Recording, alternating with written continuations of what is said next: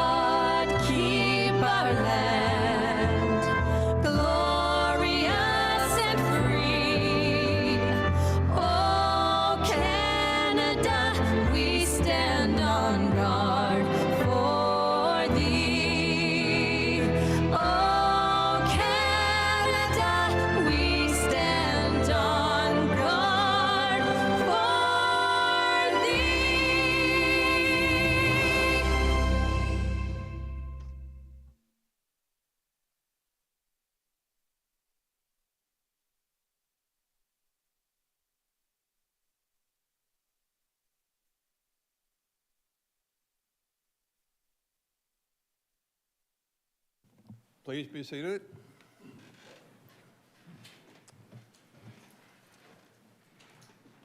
I will look to Councillor McPherson to read the land acknowledgement.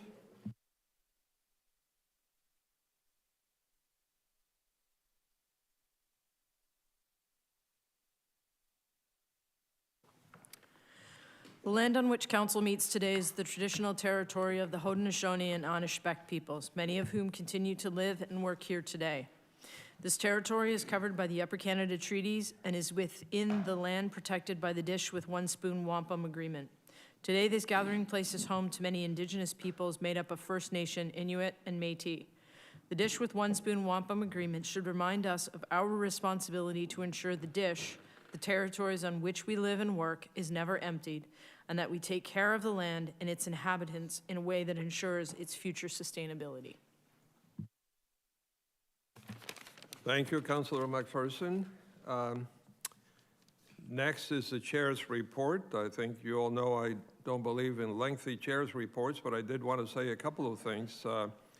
Just to point out that this is the first Budget Standing Committee of the Whole meeting that will review future budgets. So this is particularly important because it is the first year for a multi-year budget, and also with the reality under the new strong mayor powers that were shared with us at previous meetings. Also, it's the first operating budget following the very large tax increase that we went through. So emphasis on taxpayer affordability is critical. So I urge every councillor to ensure that they attend every meeting possible of the Budget Committee, that is the meeting of all of Council. With that, I will look to the Deputy Clerk for the adoption of the agenda. So there are no amendments to this evening's agenda, and only one item of additional correspondence has been placed in Council's Sugar Sync folder, and that's a confidential memo from the Meridian Center regarding the 2024 operating budget. Thank you, Deputy Clerk. Can I have a motion to adopt the agenda as amended? Councillor McPherson. Do I have a seconder? Councillor Phillips. All in favor? Show of hands. Thank you. Carried.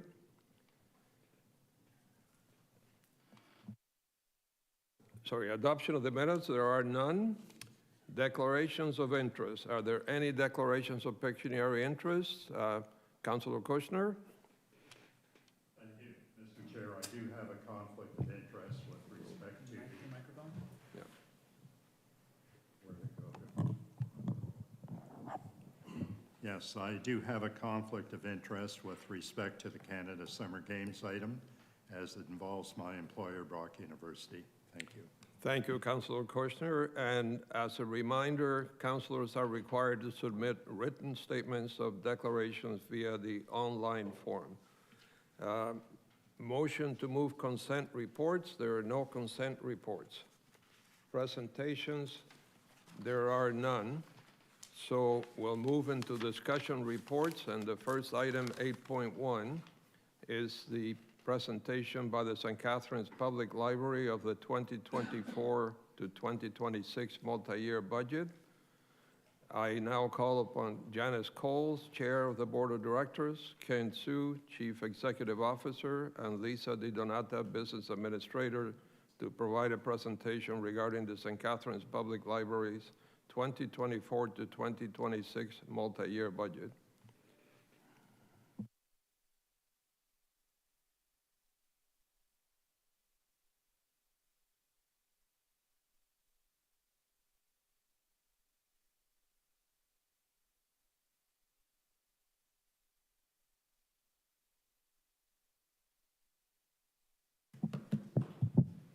So which button do I click?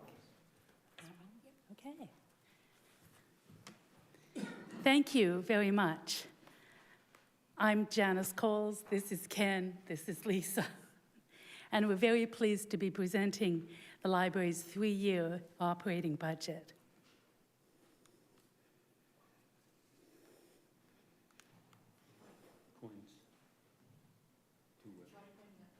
Oh, it worked. Sorry.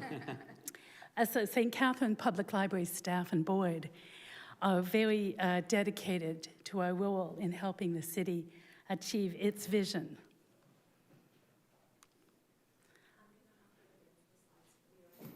I'm obviously not very good at this. The library's vision is a community enriched by lifelong opportunities for learning and connection. And to do that, we provide spaces, resources, and experiences for all citizens to learn, grow, and connect. We adopted these 5 strategic goals 4 years ago, and I'm proud that we have achieved them. But we are not done yet. We have big ideas for SCPL's future. So for more on what we've done and our plans, I'll turn the presentation over to Ken and Lisa. Thanks, Janice. So I will just say next slide. Okay, yeah, next slide, please. Thanks for having us here tonight, and I'm going to take the opportunity to share some highlights we had this year. So first of all, I think I want to thank the mayor and his staff. So the library was able to organize story time with Mayor Cisco this year in the summer, and it was a big success. I think we had over 150 people participated in the story times. And the library staff also opened gamer space at Central Library, just across the street from here. That was the first gamer space here in Niagara. The gamer space was funded by Niagara Community Foundation partially, and also library also pitched in part of the funding. In order to offer self-serve functionality and also improve efficiency, so the library recently launched at the beginning of September our online program registration and the room booking system.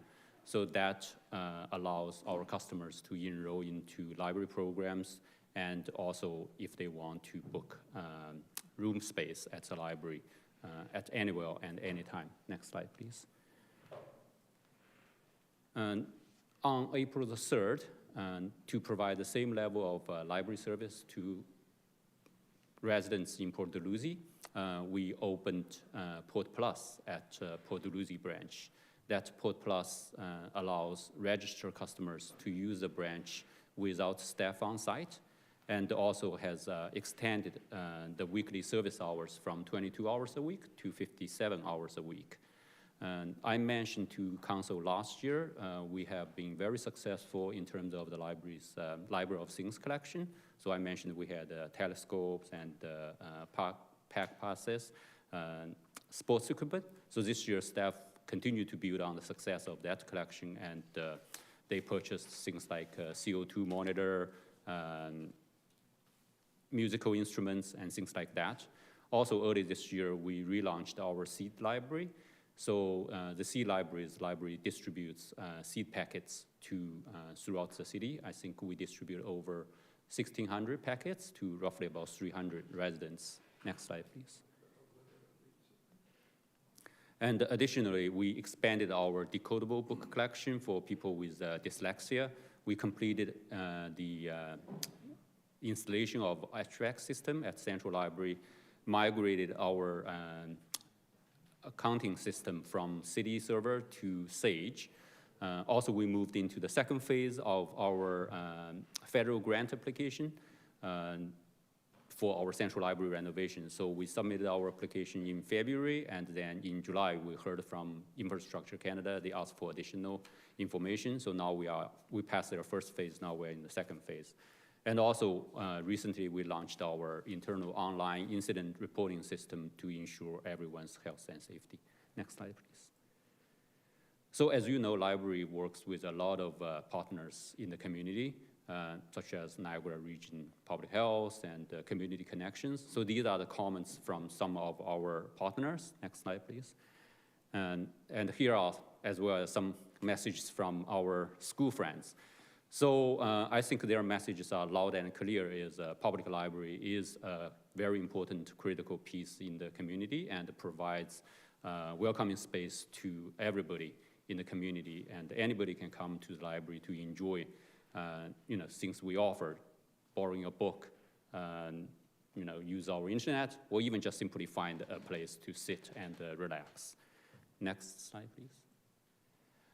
So with the support of our board staff, partners, city and council, we actually have done very well this year in terms of our customer engagement. As you can see here, our circulation after 6 years actually once again is projected to surpassing 1 million checkouts.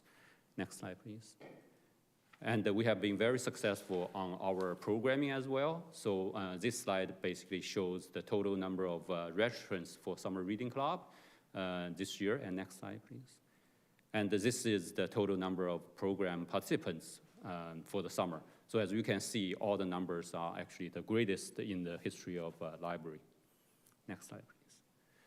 In addition to libraries' own programs, we also actively participating in city events such as Culture Days, Truth and Reconciliation, Grape and Wine, and Pride in the Library. Next one. Library has visited a lot of schools throughout the city this year, and we also invited classes to come to us to use our branches.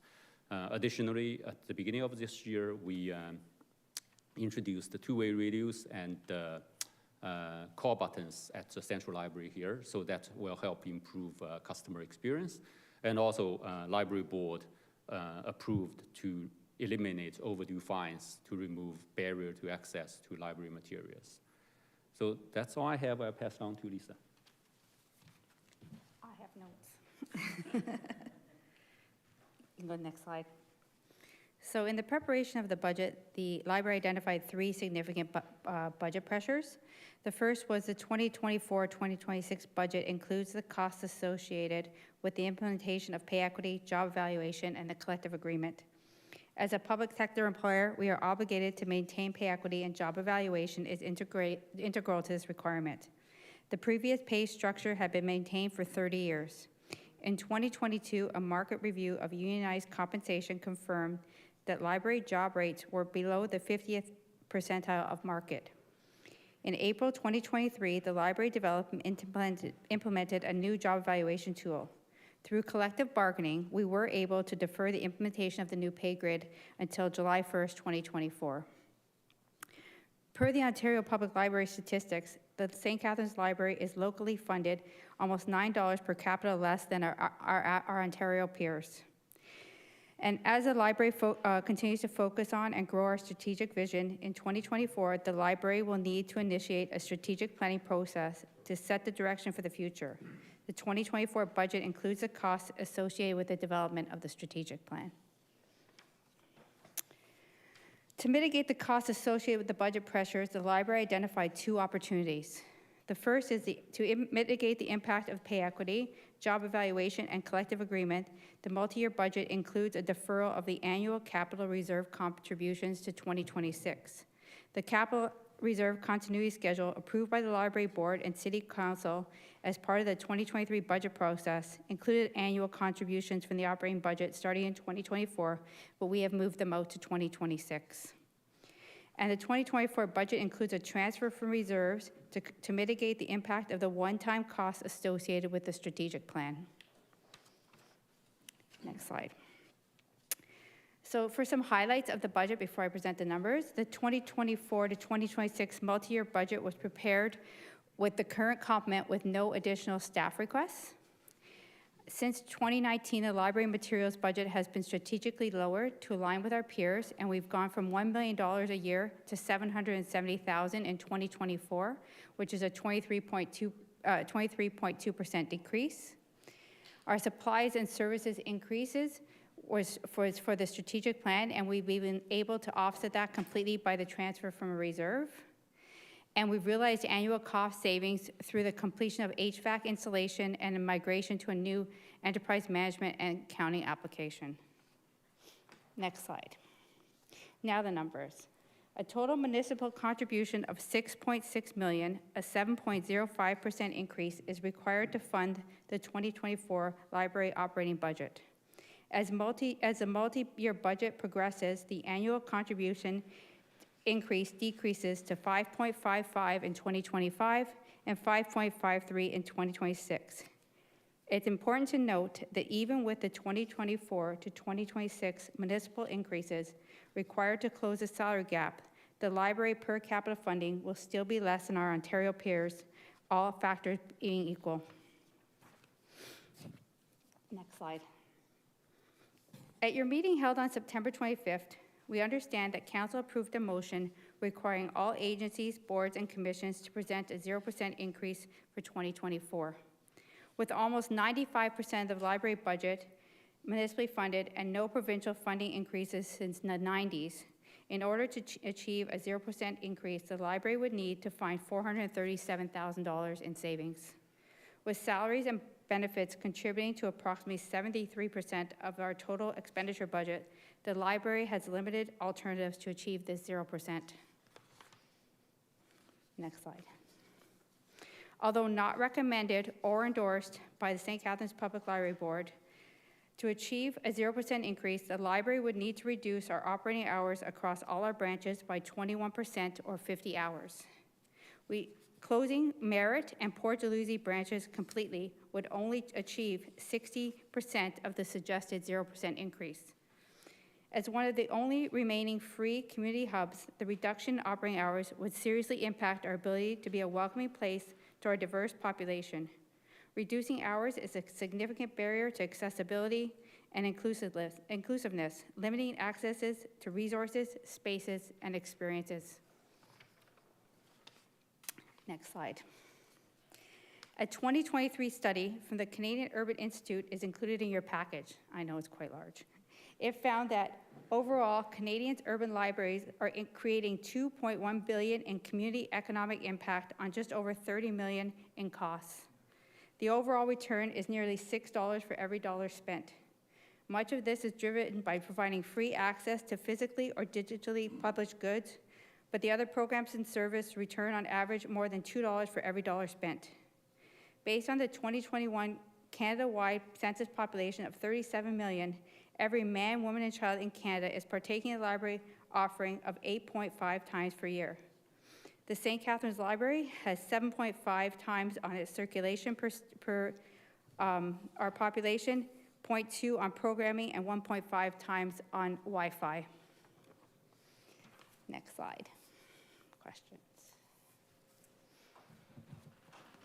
Okay, thank you, everyone. Before we take questions from council, I just wanted to make a comment. I certainly appreciate very much the work that Mr. Sue and his staff have done on this. The board works very hard on it. However, I am concerned that the budget that has been submitted does not meet two specific requests from council. One of them is the guidance I was given for the budget for back in, I believe in August, for the multi-year budget, which was supposed to be maximum of 9 to 12% over 3 years and averaging 3.5 to 4% or so. What we're proposing here is 7% in the first year. And also the alternative showing how you will get to zero, they do identify how they would do that in general terms, but I believe council would like to see some specifics when we talk about we would have to close libraries or cut hours. Exactly what does that mean if that should be shown in specific strategies and numbers? So we will accept questions now, but I'm hoping that a councilor will refer this back to them for to come back with something that meets council's request. And I've discussed this with Mayor Cisco, and I know he's prepared to make that referral motion if required. But we'll take questions now. Are there any questions from council? Okay. Councilor Kushner. Thank you, Mr. Chair. I certainly agree with your comments. And why was there not something presented with a 3% increase? Is he next? That was the first directive, as I understand, to the library board. Okay. And Mr. Chair, through you to Councillor. And so basically, as Lisa mentioned in her presentation, because we had a union negotiation and we went through the pay equity, so that is legislated. So basically, the amount we ask in budget is directly tied to the salary and benefits that is legislated by the provincial government and also in the collective agreement. Yeah, I fully understand that, but with the 0% increase, you've indicated that your hours would have to be reduced by, I think it was 21%. So why did you not do the same analysis for a 3% increase? And Mr. Chair, through you to Councillor. So yeah, so I think if Council wants us to do 3%, we will same thing. We will do the hours reduction. Probably it's not going to be 21%. Maybe that's say 10% or 15%. We have to calculate that. Okay, well that would have been very helpful to follow that directive, and then we could compare it with 0%. Secondly, in your introduction, you said you've got big ideas for the future. When I hear big ideas, I think big costs. So what are the big ideas and what are the costs associated with them? Mr. Chair, through you to Councillor, the first I would say is we are hoping to renovate the central library. So as I said in my presentation, we already put in the application for the federal grant, and I believe Council committed $4.8 million last year as a seed money. So that will be the big ticket item, and hopefully that will be completed, say, in next 2-3 years if we do get approved. And of course, once they get approved, and we are going to do internal additional programs and services to be provided to the public. Okay, and also in your report, you indicated that you have not had a provincial increase since 1990, and the expectation was that council would take up the responsibility of funding it. Mr. Chair, sorry. And the question I have is, what kind of lobbying are you doing with the province to get what was given in earlier years? Mr. Chair, through you to Councillor. So we have several library organizations or associations in the province, such as Federation of Ontario Library, Public Libraries, and I think there's another one called Chief Executives of Urban Libraries in Ontario. So we all work together, and back in, I can't remember exactly when government was in Queen's Park, and actually at the time, the provincial government agreed to increase 50% of the provincial funding to public libraries, but then unfortunately, her party was defeated and conservative took over. So, and the conservative scrapped everything, and so they stayed since then. So since the provincial funding hasn't increased since 1993 or 94, I think. So that's what happened. Like, we are trying to convince them. One good news I recently heard is potentially the Conservative Party is right now thinking to offer provincial-wide digital library service to public libraries, but it's not confirmed yet. This is something we have been lobbying. Thank you. And regarding the usage per day, what is your slowest day in terms of per capita usage? Because one time the library was closed on Monday, closed on Sunday. Sorry, Mr. Chair, through you, so can you clarify when you say the slowest day, are you saying which day in the week or? Yes. I think at this point, I would say probably the slowest day would be maybe Thursday and Friday probably would be quieter. Okay, so you mentioned that you might have to reduce hours to meet 0%, to meet 3%, and the question would be, how would you reduce hours? So I'll leave that question with you. Thank you. Thanks. Thank you, Councillor Kushner. Councillor Lindo. Thank you for the presentation. I really appreciated it. Through the chair to you, 73% of your budget in your multi-year budget is legislated staff pay equity. Is that correct? So our budget increase this year in salaries and benefits is a result of pay equity, and it's over 500,000, and our budget increase is 400,000. So we're increasing it more in salaries and benefits than we are increasing our overall budget, because we've been able to find savings in other areas to offset the salary increases. So no matter where you look, you cannot change that 73%. Is that correct? Well, yeah, without laying off people or cutting jobs or cutting hours. So if you had to like try and get down to that 3% that we're asking for, it could result not only in library closures in Meridian and Port Dalhousie, decreased hours, but it could also end up we lose library staff as well. For sure, it's 21%, and a big portion of it would be part-timers. So it's 21% of our total hours would have to be cut in order to get down the $400,000. So it would be part-time staff, it would be closures at I don't know if it'd be a closure at this time of a actual branch, but it would be a big closure. Mondays would not do it. We looked at Mondays again to go back, because that was what we had before. Mondays would not get us that reduction that we need. So it'd be probably a day or 2 days, probably 2 days, a day and a night, all nights, closing at 5. We looked at all the scenarios, but none of them, and we brought it to our board, and our board was not supportive of going with the 0%. They supported the budget we brought forward because they knew it was what we needed to support our community. And as you can see from the notes, we're busy from morning till night with staff. There's people in the library from morning to night. Our Huck library is getting busier and busier every day. With you can't go in there. It's getting busier and busier every day. The newcomers, the immigrants, we need the hours, and they're there at night studying. We've opened up open study hours in our Huck library. We've opened up open study hours for them to go have quiet places to study, because they're living in homes with multiple people and have no place to leave to study at night. So the library hours, cutting it would significantly impact our customers any night of the week, any day of the week that you cut. Okay, thank you.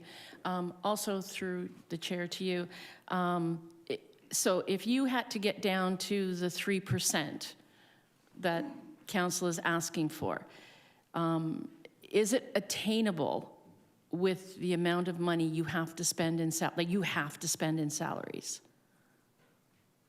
We would have to lay off, which if we lay off, we would have severance packages and stuff like that. But we just cut our part-time. We'd start by cutting our part-time where we come, but we'd be laying off full-time staff eventually to get down to the hours, which would mean severance packages and stuff like that. So we looked at Mondays, we looked at Fridays, we started doing the calculations, is how we came up with the 50%. There's no easy, it would be a hard decision, our board would have to make the decision, it'd be a hard decision, but you'd be losing a lot of hours. 21% is a lot of hours across all our branches. Every branch would have to be closed 20% of the time, so. Okay, thank you. Yes, just some clarification before we go on. Councilor Lindahl used the word legislated. Those salary expenses are not legislated by the province in terms of you have to have this staff. This is the staff that you do have. Is that correct? Or? This is the staff we do have, and we have pay equity and internal equity, pay equity is legislated. Thank you. Councilor McPherson. Thank you, Mr. Chair. Thank you for the presentation, and also thank you for including the Canadian Urban Institute study on libraries. I've been fortunate enough to watch a few webinars with them and see what libraries are doing across the country that are just amazing. And I know you guys are, I remember meeting with you and Ken talking about some visions of what you would like to see. And I will get to a question in a second, but I also wanted to thank you for giving me the opportunity to work at the Dr. Hook Library. It was, the morning I spent there it was jam-packed. It was absolutely jam-packed. There was a group of preschool kids who were just having a blast in the library, and just the people that were coming in, and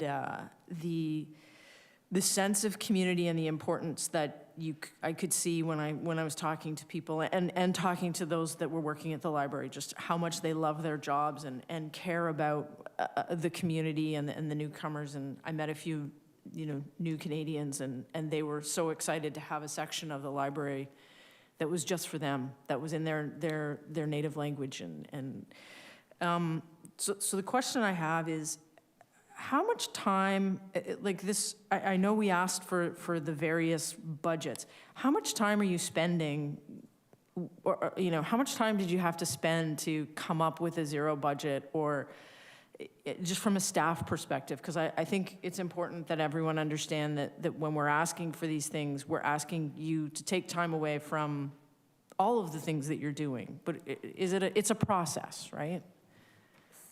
So when we were doing collective bargaining, this came up because we knew when we were doing collective bargaining that we would have a significant increase, and we had to get it in. So Ken and I did a lot of that analysis pre-work as part of collective bargaining. So days spent trying to figure out how much every increase was going to cost us in days if we had to get down to 3% or get lower. So we did a lot of the pre-work, and then once we got the mandate, we started calculating the hours. So it took, I would say a day, 5 to 6 hours, but we had previously already spent a few hours, because every time we came out of bargaining, we were going back looking at our options if we were faced with this situation, because we knew that collective bargaining was going to put us over, but we had to come up with a settlement. May I add? So actually, when we went into bargaining, the union initially, because since now it's already been ratified, so union initially asked for retro pay on pay equity component, and we basically negotiated out of that, and then they wanted to do January 1 next year to go pay equity, and again, we convinced them to push to July 1. So we have done some work, try to minimize the cost. Okay, thank you. And just to go back to Councillor Lindahl's question is, when it comes to, I've never run a library. I know, you're shocked, I can tell. But the kind of the experience that other libraries are having across the country when it comes to staffing and having, are other libraries kind of obviously dealing with the lack of investment and funding? Are other libraries having to cut staff and reduce hours? Do you know of? Or? Mr. Chair, through you to Councillor. As far as I know, because I was just at a conference last week, and generally speaking, most libraries across the country, they are facing some budget challenges and all that. But I haven't heard anybody is cutting staff or reduce hours. Okay. And use the example, like we opened Port Plus at the Port Lucie branch. That is actually a small amount of investment we put in, but we have drastically increased the number of hours. That's one of the way we improve efficiency and figure other options to better serve the community. Right, so as you kind of go through the year and when you're at conferences, and I remember talking to you when you had just gotten back from the Edmonton conference where they had a kitchen in their library. Yeah. Just fantastic idea. So you're always looking for innovative ways to reduce costs, and provide better service. So it's an ongoing thing. You're not just looking at it at budget time. No, Mr. Chair, through you, no. So, and also in addition to that, we also look into other funding sources, as I mentioned, like the gamer space that's kind of funded partially by Niagara Community Foundation. So. Okay, thank you. And I would recommend everyone read the Canadian Urban Institute report. It's fantastic. Thank you, Councillor McPherson. Councillor Stevens. Thank you, Chair, to the presenters. Just if you could answer one question, a number for me. So the proposed 2024 budget's 6641583. Do you have the number handy for what the 2023 one was? I like to see the difference in actual numbers instead of percentage. I like to see dollars. Well, it's a just over $500,000 increase. It's Okay. exactly. I don't do reverse percentages very good, so Well, on it's math. $437,000. It's exactly $437,000 less than the 6641. So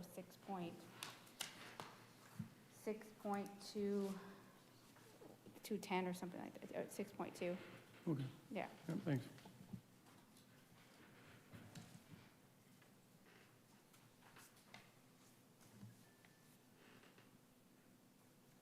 Is that the only question? Okay, all right.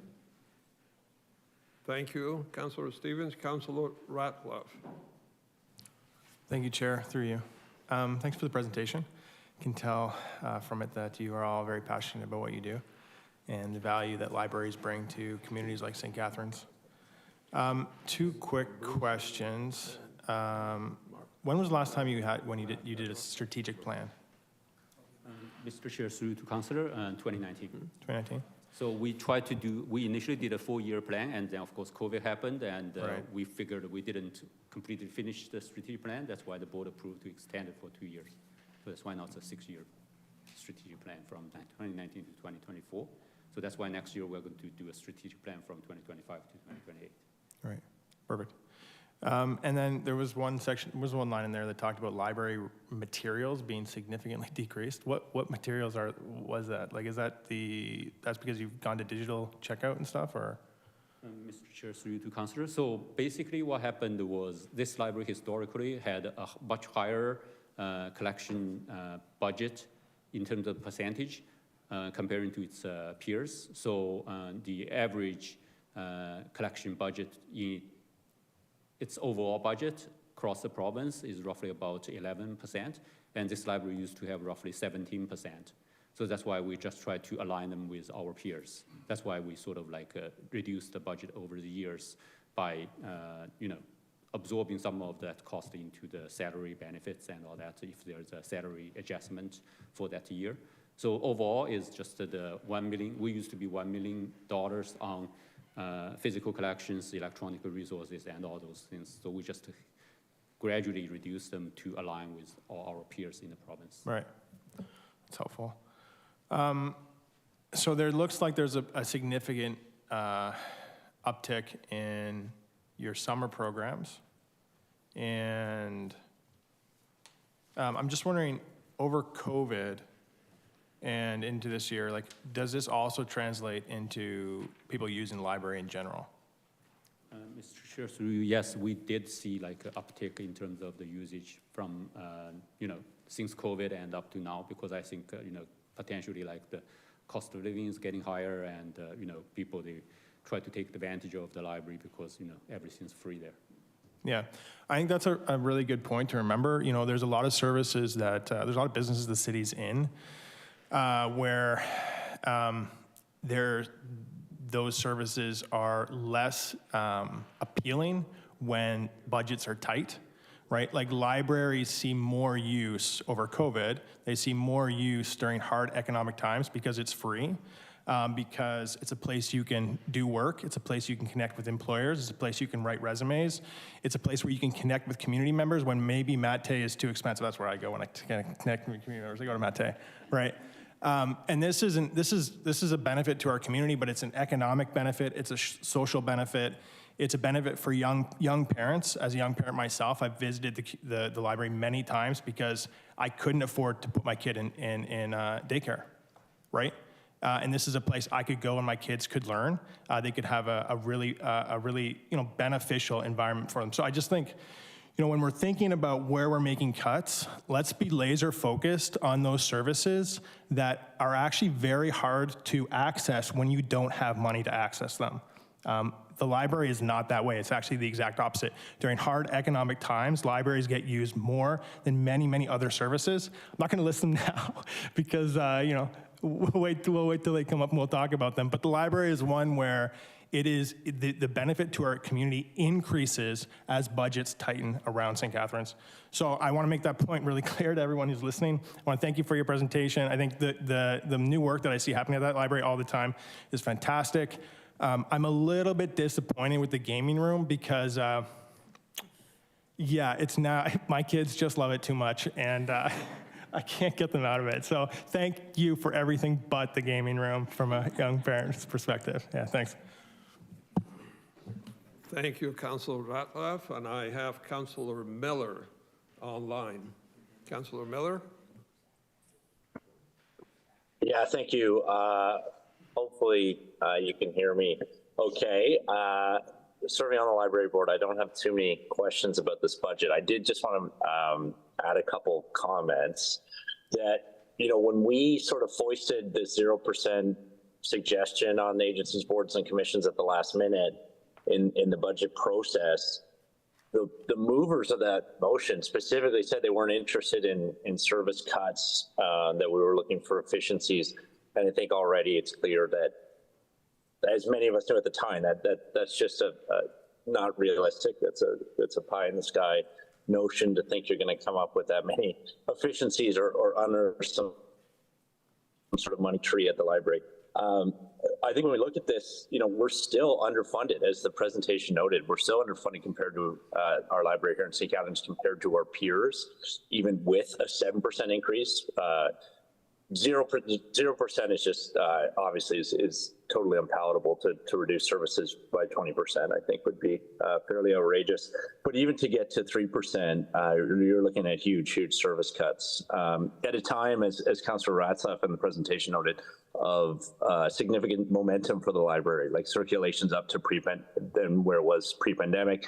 The service usage is up and evolving too. And I think Councillor Ratzlaff rightly hit on why that's happening. So I think we've already asked them to do a lot at the last minute. I'm not sure it's really fair to go back to the library and say, once again, come in. I think anyone who's ever read a budget knows that there's no way to get to 0 or even 3 without huge service cuts. And I can't imagine for a service that's already underfunded by us historically, that's something that we're interested in, especially at a time, again, where people are using it more and more. So I'm hopeful that we can accept this budget rather than use up more of the library's time to come back with options for us that I think we all know are going to be unpalatable and unfavorable to the majority of residents of the city. So thank you.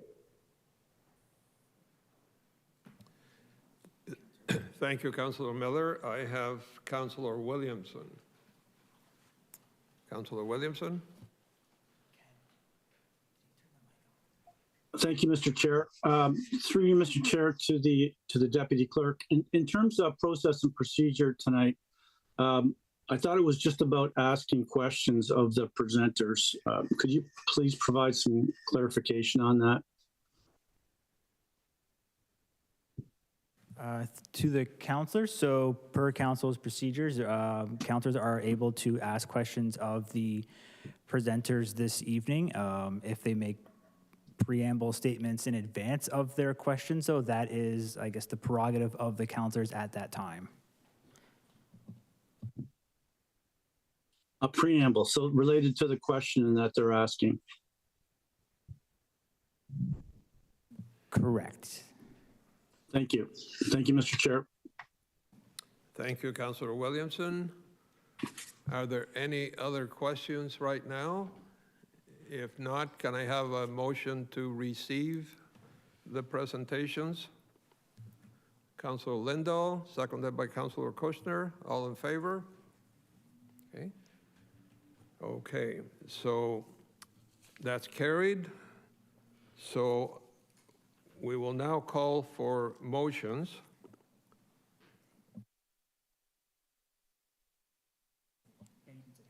Yeah, okay. Mayor Cisco. Sorry.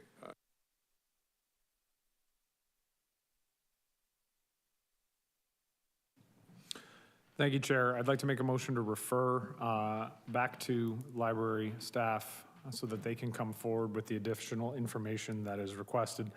Specifically, excuse me, what a 0% increase would look like, and be very specific with what reductions would be necessary. So if 0% would result in staffing cuts, how many staffing cuts would be necessary? If it requires a reduction in operating hours, how many hours and where? If it requires a close of local branches, identify which local branches will be closed because of a 0% increase, et cetera, et cetera. They've provided a narrative. I'd like them to put some numbers and specifics behind those reductions. Thank you, Mayor Cisco. Do we have a seconder? Councillor Phillips? Okay, this is a motion to refer, so it's non-debatable. Clarification? Councillor Phillips? Thank you. Sorry. Through you, Chair. As a friendly amendment, to add what an increase of 3% would look like as well on top of 0%. Is that friendly, Mayor Cisco? Yes, and I believe that certainly when I spoke at the beginning, I hope that if it was refer, it was for both, for the original guidance that Councilor approved, which should be around 3%, and also to show the 0% alternatives. So. Yes, with the same parameters as was mentioned by the mayor as far as what cuts would be required in order to reach 3%. So exactly. And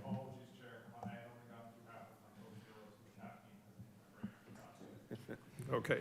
And, thank you. And just for clarification, before I go to Councilor Kushner, for everybody to understand, and councilors that are concerned, we're not saying that we're going to insist on 3% or 0%. We just, council asked to see those alternatives, and we want to see those alternatives for consideration.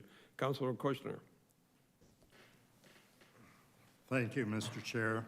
That was also my comment to put the 3% in, but I assume that if the other commissions, et cetera, have not come in with that detail, the motion would be applicable to them at the appropriate time. Yes, although I will have to ask the deputy clerk. I don't know whether we would have to make separate referral motions, I would assume.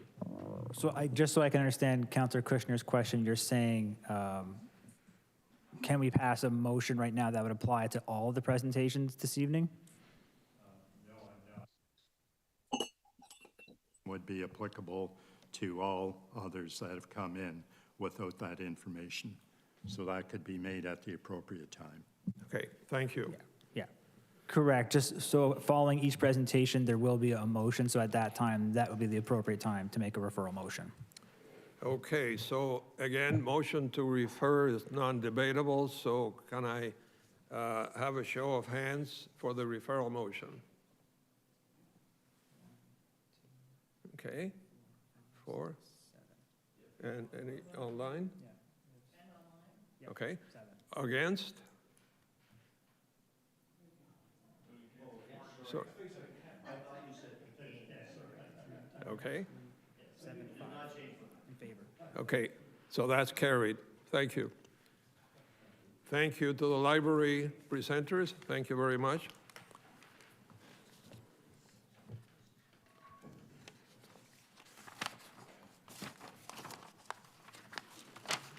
So we will now move to 8.2, the First Ontario Performing Arts Centre, 2024 to 2026 multi-year budget presentation.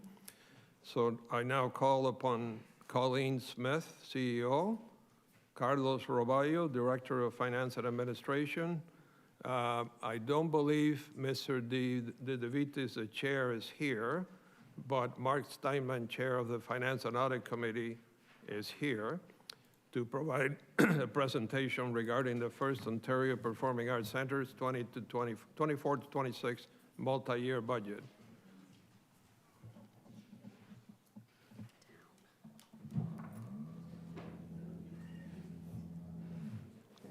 Very good at that.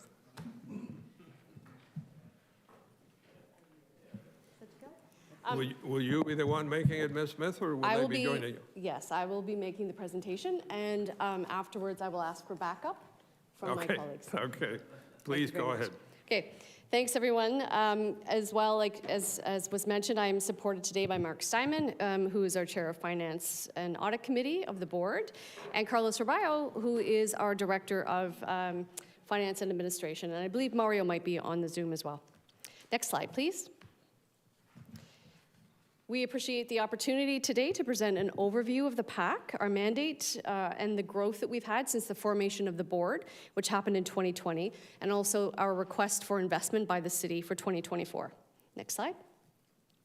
As you recall, PAC was a part of a creative cluster master plan that was designed to revitalize the downtown, to provide a home for local arts organizations, and actively program live performance and cinema to create a destination for community gathering. In short, our work encompasses these three areas. We present, we support, and we enhance the downtown fabric, enhance the economic fabric of the downtown core, the city, and the region at large. Next slide, please. A critical pillar of our mandate is to actively present events, performances, concerts, and films 12 months of the year. Beyond our PAC presentation series and our film house, to which we offer memberships as well as single tickets, we offer a multitude of community arts programs that support youth, seniors, our Indigenous communities, and local nonprofit partners. The business model of the PAC is predicated on generating a high level of affordable, accessible activity that in turn brings people downtown, provides spin-off economic benefits, provides unique programs that support social inclusion, and generates revenue that maximizes our city investment. Next slide, please. Also important to our mandate is to support local arts organizations. From the NSO to Yellow Door, Bravo, Niagara, and more, we offer subsidized rates to community organizations and even steeper subsidized rates to arts partners, in addition to providing them with co-presentation opportunities and marketing support. Next slide.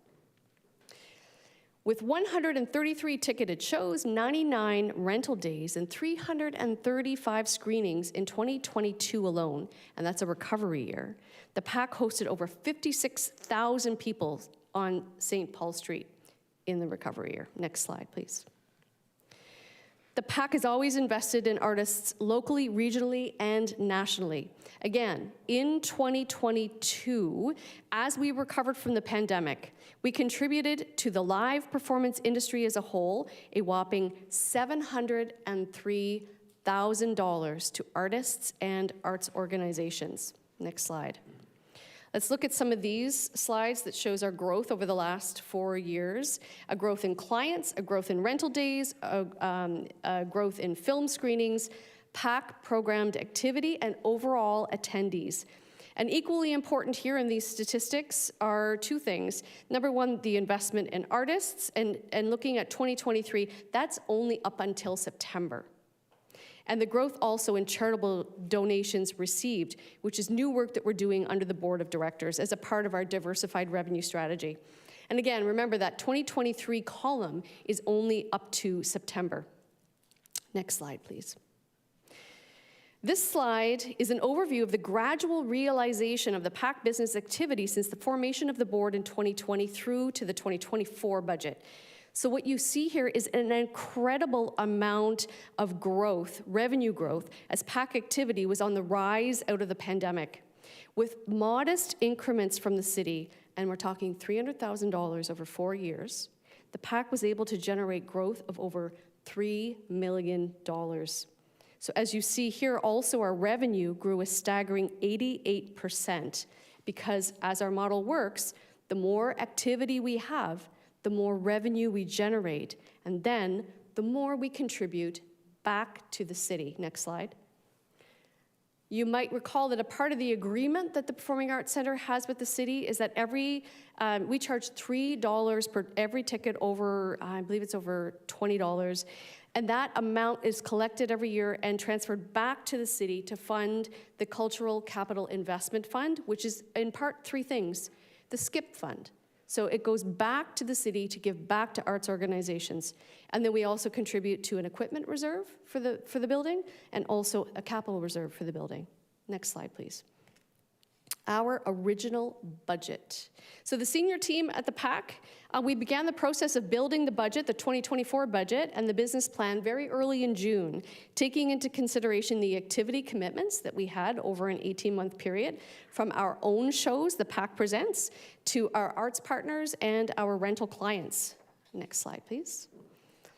In short, our original board-approved budget represents the following as key priorities for the year. Number 1, expanded subsidies for arts partners. We've created a new tier of rates and fees for arts clients, the lowest rates that we have for the local arts groups. We also continued to grow our revenue, and we have a commitment to diversified revenue through fundraising. In addition, this budget sees a higher return to the city through the CCIF and utilizes our own PAC Sustainability Reserve to fund the creation of a new 5-year strategic plan. The same thing as the library proposed that they were doing in their presentation. Next slide, please. Our original board-approved 2024 budget includes a municipal investment of $1.9 million. That is a mere $140,000 above last year. Next slide, please. So again, $140,000 increased over 2023 as we continue to right-size our business model. Important to note on this particular slide are increased efforts to diversify revenue, the fact that our expenses actually align with the revenue growth activities that we have, and efforts to stabilize our expenses. Next slide. This is just a repeat of that slide because I want to serve as a reminder of how we've leveraged our municipal investment increase to generate over $3 million worth of revenue, enabling a multitude of services, programs, and spin-off economic investment. That's a return of $10 for every $1 that you've given us over a 4-year period. Next slide, please. As we grow into our future, we are challenging ourselves to be more sustainable through diversified revenue, through fundraising. It's tough to fundraise, I'm just going to say that, but we're trying, we're doing the best we can. We're also looking at generating investment income and stretching our earned revenue goals. We're utilizing our sustainability fund the way it's supposed to be for very special projects and one-time only, like strategic planning. Next slide. Here you'll see the overall revenue growth projected for 2024, made possible by a very modest increase, should we receive it, in the municipal investment. That results in an overall growth of 11% next year.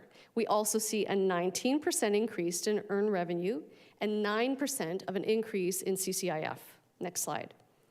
From an expense perspective, where possible, despite incredible inflation, we have held the line on costs that aren't directly attributed to the expenses required to execute events, concerts, films, and other activity. Next slide.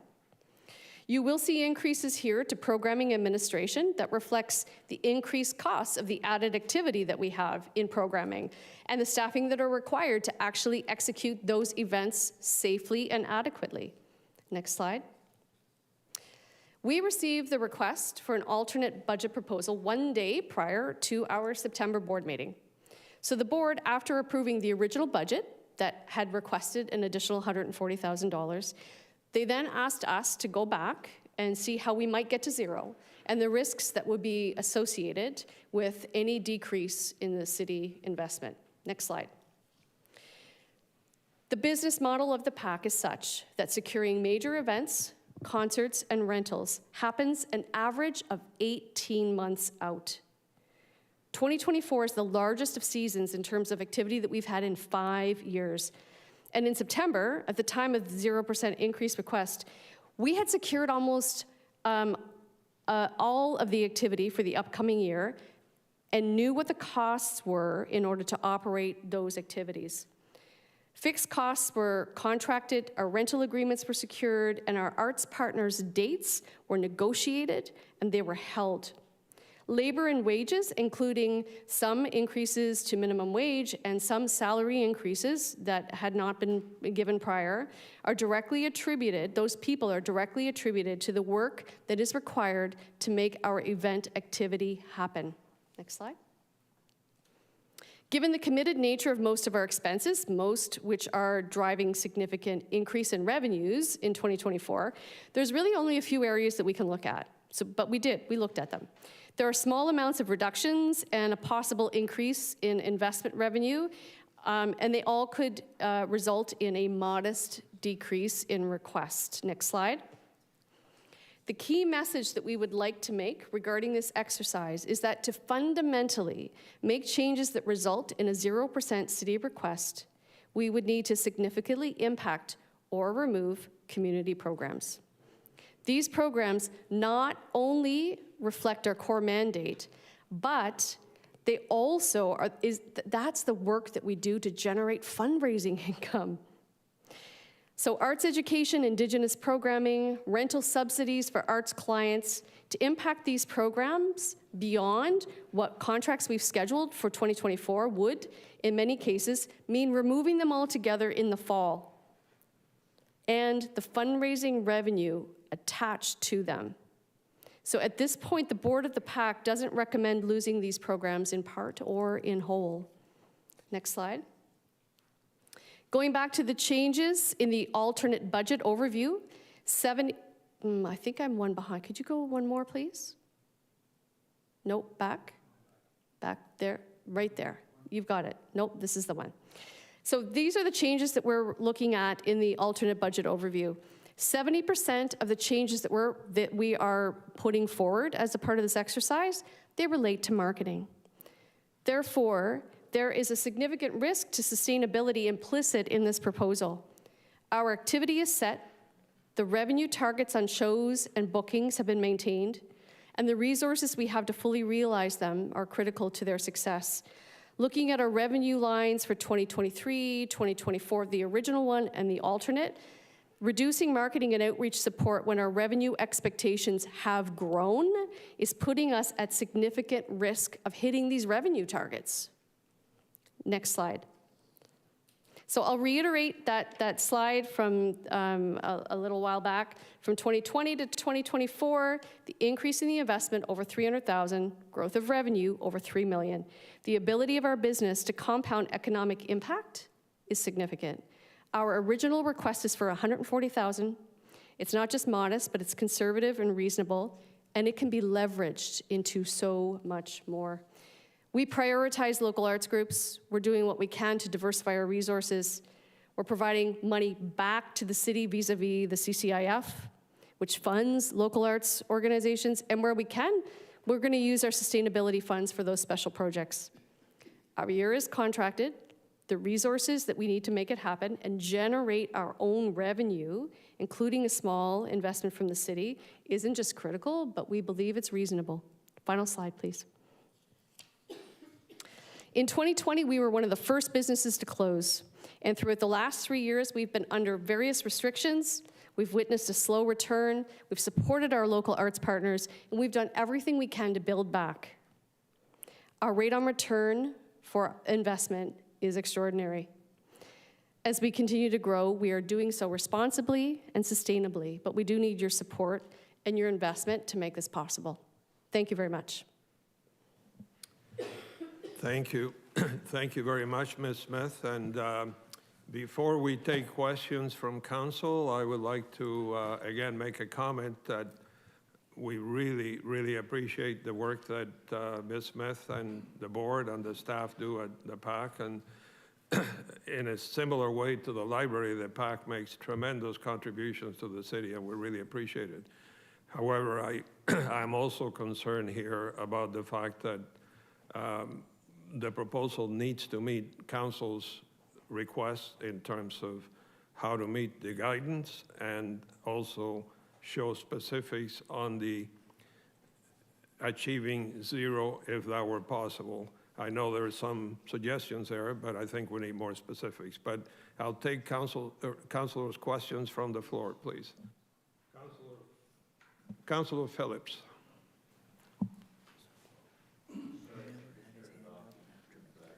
Okay. Sorry. Thank you. Sorry, what happened? Thank you for your presentation. Okay. All right. In our report, under expenses, I look and it says total fund development, difference between 23 and 24 is a reduction of approximately, I'm going to say $60,000. Yeah. What happened? Yeah, absolutely. Through you, Mr. Chair, and I've invited Mark and Carlos to be here as my backup dancers. So if there's any questions, I'm going to refer to them. There's an absolute explanation for that, Councillor Phillips. We had put in the budget for 2023 a contract position for fund development. We actually had a really hard time finding someone on contract, so we hired someone as a FTE. And so there's a reallocation of that. So it's not a decrease; it's just moved under administration. Okay. You don't have to dance, I guess, now.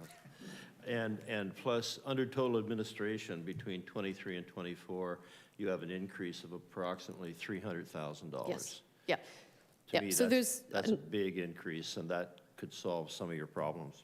Yeah, one might think that they could, but it can't really. So there's two things. We have had an increase to minimum wage. We also have had a staff increase. So there's a 3% staff increase that is included there. The year prior was 1.8. So this year we're looking at 3%. There's also a movement of the amount that we had invested in fund development as contract. That movement has now gone into that administration line. And then everything else is contingent on the activity. So the more activity that we have, the more programming that we have, the more I need technicians, right? I need the IATSE crew. So it's activity and the people to do the activity raise and lower as well. So in that line includes things like crew and technicians, et cetera. So the only real changes are there is an increase to minimum wage and there's also a staffing increase of 3%. Okay. Are you finding that it's more difficult to get, I'm going to use the term road shows for a different, for tours, let's say. Is there as many out there as there used to be? Is it as easy to get them as it always has been in the past, or are they just knocking at your door to show up? You know, Councillor Phillips, I think, remember my experience is here from 2020 onward, right? Mm-hmm. Right. But what's happening is, I mean, people are picking and choosing where they're performing. So they might go to the Meridian Center if they think they have the capacity to sell more tickets. For us, we really want our rental clients to do well, so those road shows that are going through. To be honest, I think we're seeing a higher rate of success with the PAC program shows because we have a lot that we invest in marketing and we have communication with our patrons in order to sell those shows. So I think that the rental business is doing well, and Carlos, correct me if I'm wrong, we are almost back to like 2019 levels of rental activities for what you're asking for. But it's all, you know, the future is all about how well they do when they're here tonight. So if there's someone playing tonight, does that show do well? Do those promoters want to bring another act back again? So it's partly contingent on that. Thank you. Lastly, in your presentation, you indicated that in your funding ask, you have reduced, or in your plan, you've reduced the subsidy, or you're going to increase the subsidy, sorry, to local arts groups to make it possible for them to perform at the Performing Arts Center. Could you give me a little bit more of an explanation as how much, you know, is it a percent you're going to cut, your 5%, 10%? How are you going to do that? Yeah. So currently we have 3 rates available for anyone who comes in and wants to rent the Performing Arts Center. We have commercial rates, so those are those touring acts that you were talking about. Then we have a community rate, so the local nonprofits, local community groups coming in. Then the lowest one we have is for arts clients. So the NSO is one, Bravo Niagara, TD Jazz, all of those groups. So if we had to come up with a 0%, there's nowhere to pull it from because the activity is already there. So what do? We have to raise rates. So how much would we need to raise it? Well, we would have to go back, but I know those organizations are also hurting, and I know they don't want to see raised rates, because if they can't afford to be there, they won't be there, and that's a problem. I realize that that is a significant problem as it stands right now. I thought the way you spoke, that with this you are going to be reducing the costs to these local groups. So basically what you're saying is if you get what you're asking for, you're going to keep it at the same rate. Let me clarify. So the original budget created 3 tiers. Yes. Right? The lowest tier is for the arts organizations. Do we need to get to 0%? If we do, I've got to raise those. I've got nowhere else to pull the money from. I don't want to raise rates. Even on the 3 tiers, I don't want to have to raise those. I want to keep them where they are, because I think that's what the community can afford. Okay.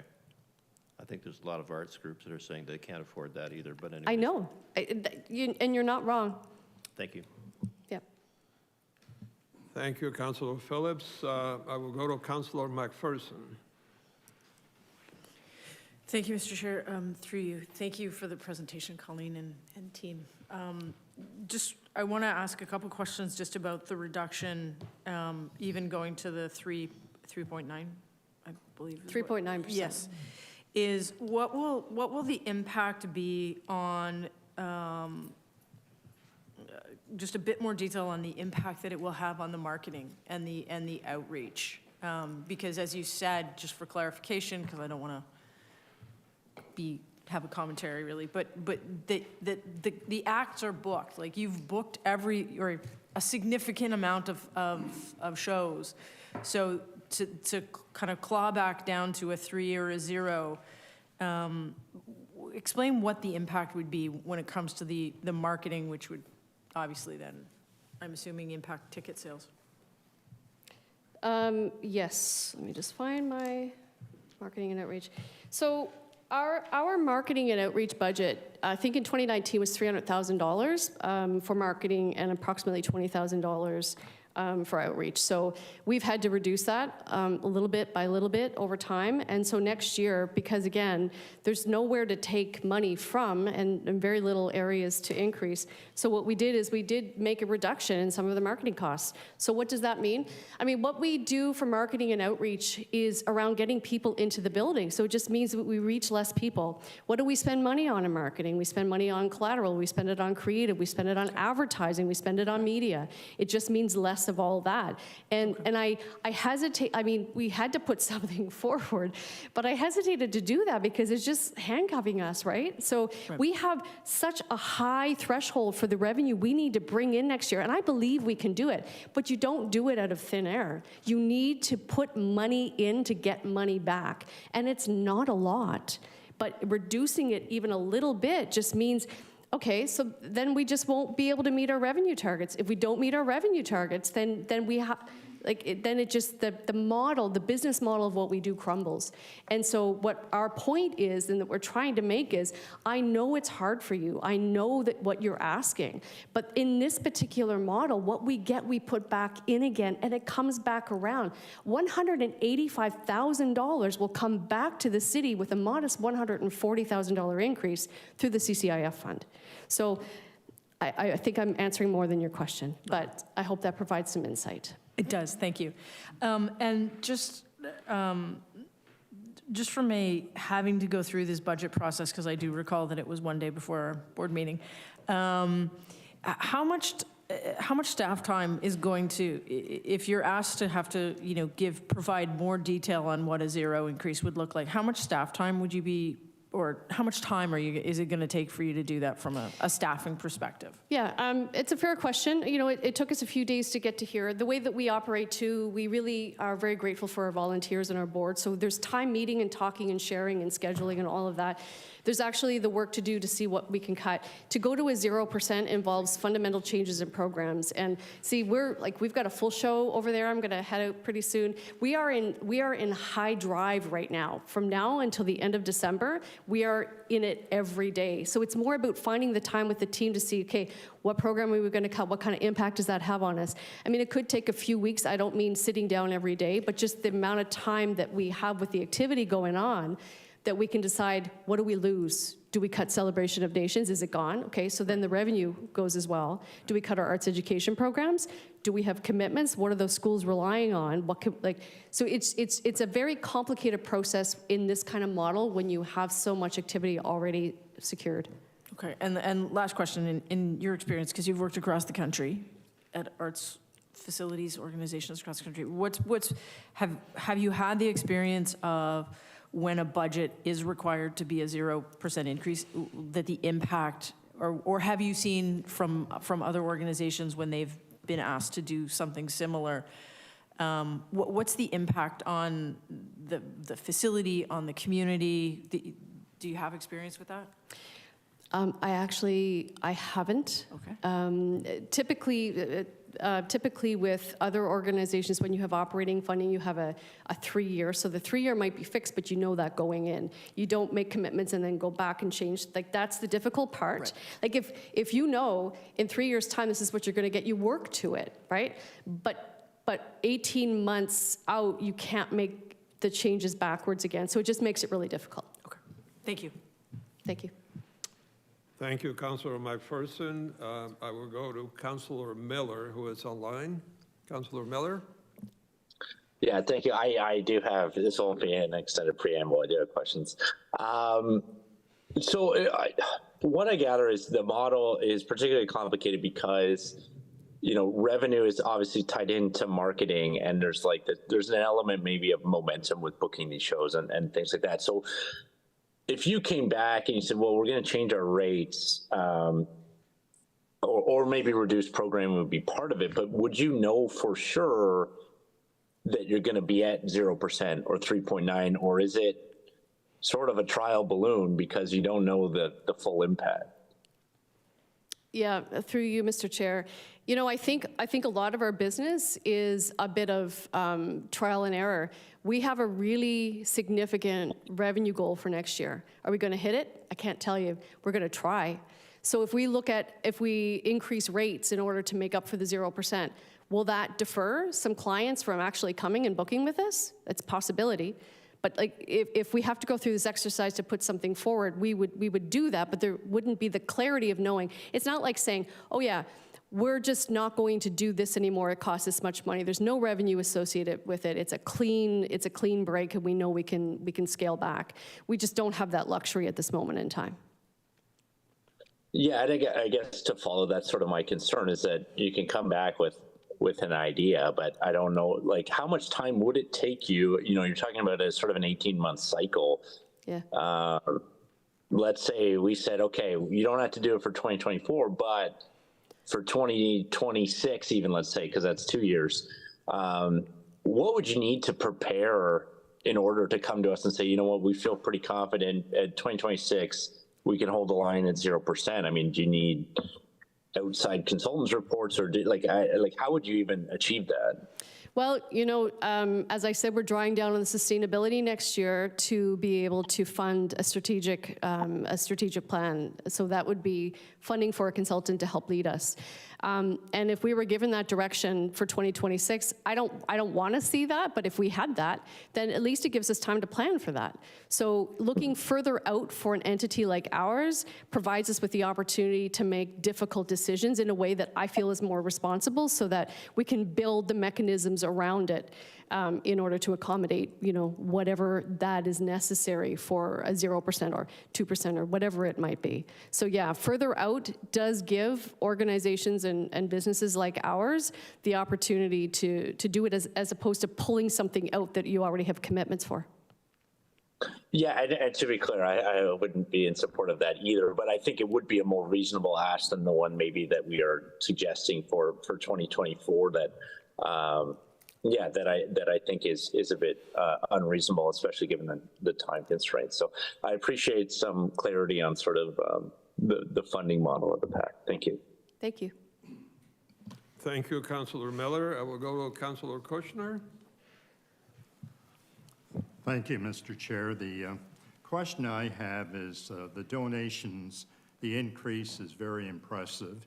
You went roughly from a very low number to a very high number. And how did you achieve that? Sure. How much of your marketing budget did you spend on that to get the donations to increase by that magnitude? Yeah, through you, Mr. Chair. Thank you for that question. When I arrived in 2020, we raised $20,000, Carlos? Yeah. $24,000. The next year, we raised over $100,000. The following year, we raised, well, we're going to be raising upwards of $300,000. How much money are we spending on that? Until this February, zero. Fundraising is about relationship building. I'm new here. It's about meeting people. It's about the communications exercise of saying to people, the PAC is a building that is worthy of donations. Yes, community, you rallied together and you raised enough money to build that beautiful building over there. But every year we require annual support in order to get these programs up and running and sustained. So it was, you know, us, the board, you know, really being champions for that. Going forward, we hired someone in February of this year, again, not on contract, but we pulled them into our staff, and it's their legwork. We don't spend any money on fundraising. We had spent money on a fundraiser, so we did 2 of those, one last year, one this year. It was also very successful because the community came out and they believed in the power and the good of what we do. So we're spending very, very little money on fundraising. If I could, I would have 3 people. And then we're talking, but that's not in the budget. Okay, neither is 4. Now, your model is predicated on to make money, you have to spend money. So you're like any other business. And I think what you've done here with the donations is very impressive. So you've done the networking, and the networking is very important as well because you rely on donations, ticket sales, etc. Now, did you indicate in detail what the impact would be if the increase was 3%? Yes, 3.9%. So that's the page that I had where we said we would reduce our marketing budget, our outreach budget, and a small amount of administration and a tiny little bit of increase in investment income. So 3.9%, not 3, but 3.9. Okay. And one time you had 2 volunteers to do the film series, and these volunteers were very, very impressive, very well informed, and instead you replaced that with a full-time person. Now, was that a good move?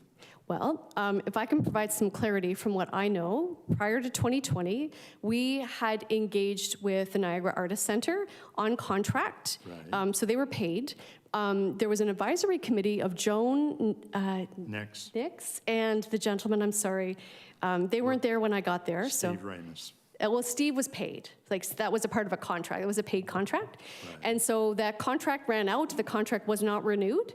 That contract, to my mind, was somewhere in the realm of $90,000. So what we did instead, when that contract wrapped up, we hired someone. It was less than the amount we had been paying for the contract. And that person is on staff as our film coordinator. So I'm sorry, I can't speak to anything else. I know Joan Buffs is still a really important part of the Performing Arts Center. So Joan is still involved as a volunteer, but we did not have our program run by volunteers prior to 2020. Thank you. You're welcome. Thank you, Councillor Kushner. I will go to Councillor Stevens. Thank you, Chair. To the presenter, just a clarification. So the 140, my glasses, 41,000 basically is an 8% increase? That's correct. And if you went down to your 3.8, it would be only $60,000 or $70,000 is what you're... That's correct. Right. Okay, thank you. Thank you, Councillor Stevens. Councillor Phillips.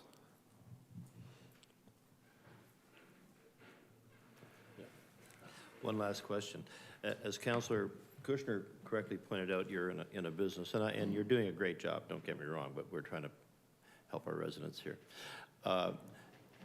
If a business isn't making the money they think they should be making, they increase the costs.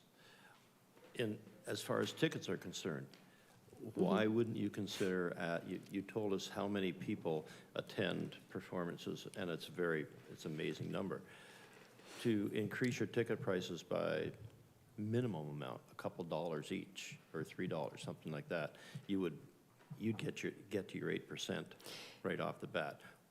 I mean, I know myself, if I'm going to see one of your performances, or if I'm going to the symphony, as I often do, if I have to pay an extra $2 or $3, that's going to be okay with me. And I think most of your patrons there would agree. Yeah. What's the problem with doing that? Through you, Mr. Chair, we've done it. It's in the budget. It's in the request for $140,000. We have increased ticket prices. I can't tell you $3, $2. It depends on the act. So tonight we've got Kim Mitchell. Kim Mitchell tickets are higher than Nubuntu. Nubuntu is a Zimbabwean women's group that's playing later on in November. So like just saying I'm going to increase this amount over the board, there's some barrier to entry kind of programs that we don't want to create that difficulty for, so we keep those lower. Listen, if we can sell a ticket for $85, we're going to sell it for $85. Like, we look at the acts and the historical records of what we're able to charge, and Sarah's, Sarah pushes that. Our membership fees have gone up. We're going to change our structure on membership fees for the Film House next year as well. So we're doing all of that embedded within what you see there. You're welcome. Thank you, Councillor Phillips. Are there any other questions? If not, can I have a motion to receive the presentation? Councillor McPherson, seconded by Councillor Dodge. All in favor? Okay, so now we will look for motions. So, yeah, all right. Mayor Cisco? Thank you, Chair. Again, a motion to refer. I believe in this case, the original budget guidance is indicated within the budget. They have a 3.9%, which does fall within the 3 to 4%. So really just an itemization of what 0% would look like with all of the potential cuts, staffing changes, programming changes that would be necessary to get to 0%. Thank you for that. And for some clarification, Mr. Mayor, my assumption would be that when a board or agency has to come back for this referral, that they can either choose to make a presentation if they feel that's required, or they could submit a memo to council, perhaps? Sorry? My understanding, frankly, I don't think anybody has to come back and represent unless they feel it's a necessity. A single-page memo outlining the changes that would have to be made is fine, in my opinion, but. Thank you for that. And I should add as well that the Director of Finance has requested that any reports that have to come back be submitted by the council meeting of November 13th. Because of the timing that she has in terms of preparing budget, so. Chair, I will just add, I think that may be problematic for some. I know, I don't know about the FOPAC, but I know with the library board, I don't believe they meet until the 16th. So just with different notice requirements and everything else, I don't know if the 13th is reasonable. I'm just flagging that for staff. Director? Thank you through Mr. Chair. Yes, we can, if the entities can provide the information, it would just be requested that we could have it in advance of our November 22nd meeting so that we can have a fulsome discussion that evening. Thank you. And it's a referral motion, so it's non-debatable. So, oh, sorry, we still need a seconder? Councilor Lindo? Okay. Referral motion, non-debatable. All in favor? Against? Anybody online? Okay, that's carried. Thank you. Thank you to the PAC for presenting and for doing such a great job.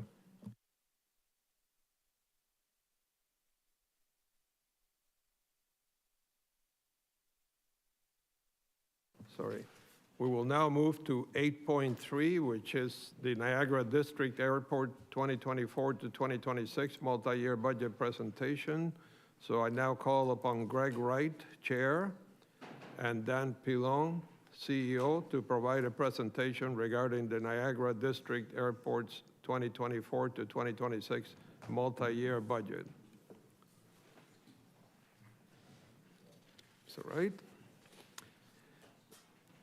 By the way, I didn't say anything earlier, but if possible, we'd like to keep the presentations to 10 minutes maximum. We're in that ballpark, but Okay. thank you. Thank you, Chair. Just one correction. It's white, not right. Oh, sorry, my apologies. It's right? White. Oh, white. White. W-I-G-H-T. It's happened before, so it's not a big deal. But I'm going to be short, and I'm handing it over to Dan, our CEO, to go through the budget presentation. I'm going to address the reasons why we're not complying with the request on the multi-year budget and the 0% increase. The Niagara District Airport Commission is responsible for the administration and maintenance of the Niagara District Airport on behalf of the cities of St. Catharines, Niagara Falls, and the town of Niagara-on-the-Lake. The governance of this arrangement is set out by the three owners of the airport in the municipal operating agreement. This agreement, in addition to other governance items, provides direction on the preparation and approval of annual operating and capital budgets.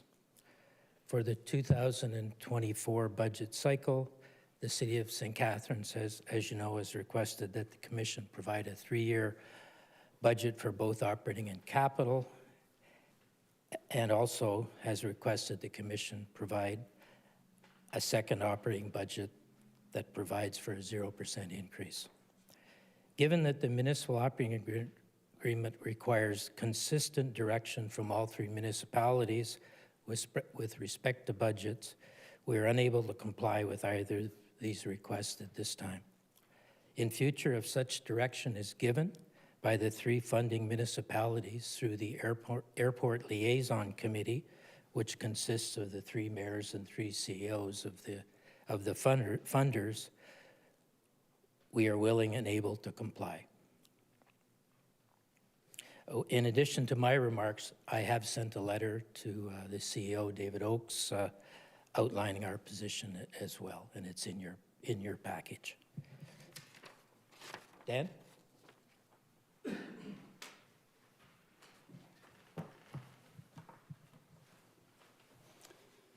Thank you very much. Should I raise this? Is everyone still hear me fine? Down on the side right here. There we go. Okay, is that better? Folks can hear? Okay. Thank you to council and to staff for inviting us to have the opportunity to present today. I certainly appreciate the ability to be here in public and present once again after a number of years doing so online. So it's a busy agenda that you have in front of you this evening. I'll certainly move through the presentation quickly, and I'm happy to get started. I think our board chair, Greg White, had made you aware of our governance model with our three funding municipalities in St. Catharines, Niagara Falls, and Niagara-on-the-Lake.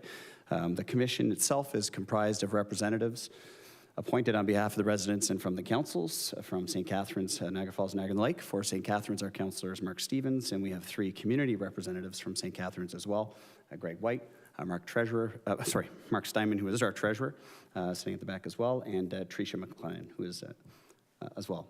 Additionally, the Airport Liaison Committee supports budgetary and strategic investments, as we've referenced, which is the mayors and CAOs of the three municipalities. Sorry, next slide, and we can actually go one further slide from that. Briefly, a quick look at our existing mission statement. I think the key here is that we identify is that we have a new commission that came on board at the end of May. We have a new strategic plan that is on track for completion by year end. We have a master plan that we're hoping to be able to complete and continue to complete in 2024.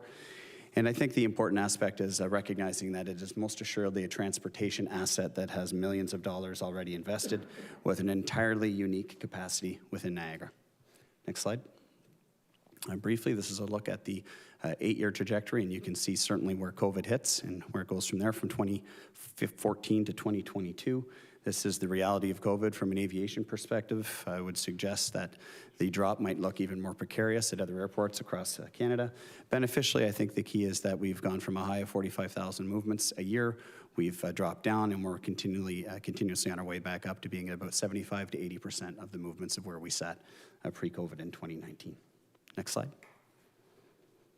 A brief look back at 2023, continued recovery across the aviation sector, as I've referenced, with most small to medium-sized airports being challenged in the same fashion that we are in terms of a recovery. We have an important study underway which looks to quantify airside redevelopment opportunities for our airport and provide order of magnitude costs for what that would look like. This really will truly identify a portion of the path forward for our airport with respect to the size of aircraft we can support and the facilities needed to support those investments. We have had numerous planning and zoning requests in 2023, which will continue to move forward into 2024 and beyond. Those certainly include the Glendale secondary development area, in addition to the Skyway twinning, among others. One item I would highlight as well as we go through is the photos within the presentation are all our photos taken from Niagara District Airport. As well, we've referenced that we have close to $20 million in assets at the airport, which are owned by the 3 municipal partners, including the delivery of all 4. Finally, we received a short month ago the last of our, we call them ACAP-related assets. That's the Airport Capital Assistance Program. It's a federal grant program that provided just under $1.5 million in new equipment last year, and we've received the final portion. We had a request for about $1.8 million, and we received 4 of the 5 assets, and you'll see the rest of that story later on in the presentation here today. Next slide. Important items for us in 2024 is really setting the necessary groundwork for us to prepare for future opportunities, and that's to provide support for facilitated growth, whether that be through private, public investment, whatever that means and what it looks like. So the request this evening is really a step forward for reinvestment of this airport after 4 or 5 successive years of kind of sustenance and maintenance from our perspective. Next slide. Our operating pressures that we see in 2024, we have a number of processes. We have 6 staff. 6 full-time staff is what we're actually rolling with. So we're certainly in need of, with more challenging requests and requirements for financial and other information technology requirements. As those come forward, we need to support those in different and varied ways with contractual opportunities externally. As referenced with a staff of 6, we've had an additional contract role that we are moving into a permanent role, which will bring us up to 7. The municipalities, I'm sure, are all well aware of the painful cost on budgets to support aging assets, and that's one of the items that we see in your capital support, but it most assuredly has an impact on our operating budget as we currently sit as well. We continue to work on a return to the air taxi service that folks would have known as Fly GTA previously.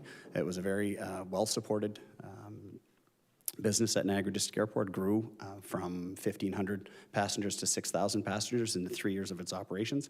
They've moved into charter operations, and we're trying to certainly to secure additional air taxi operators, both for the revenues, obviously, that provides and the community support that it also provides as well from a transportation perspective.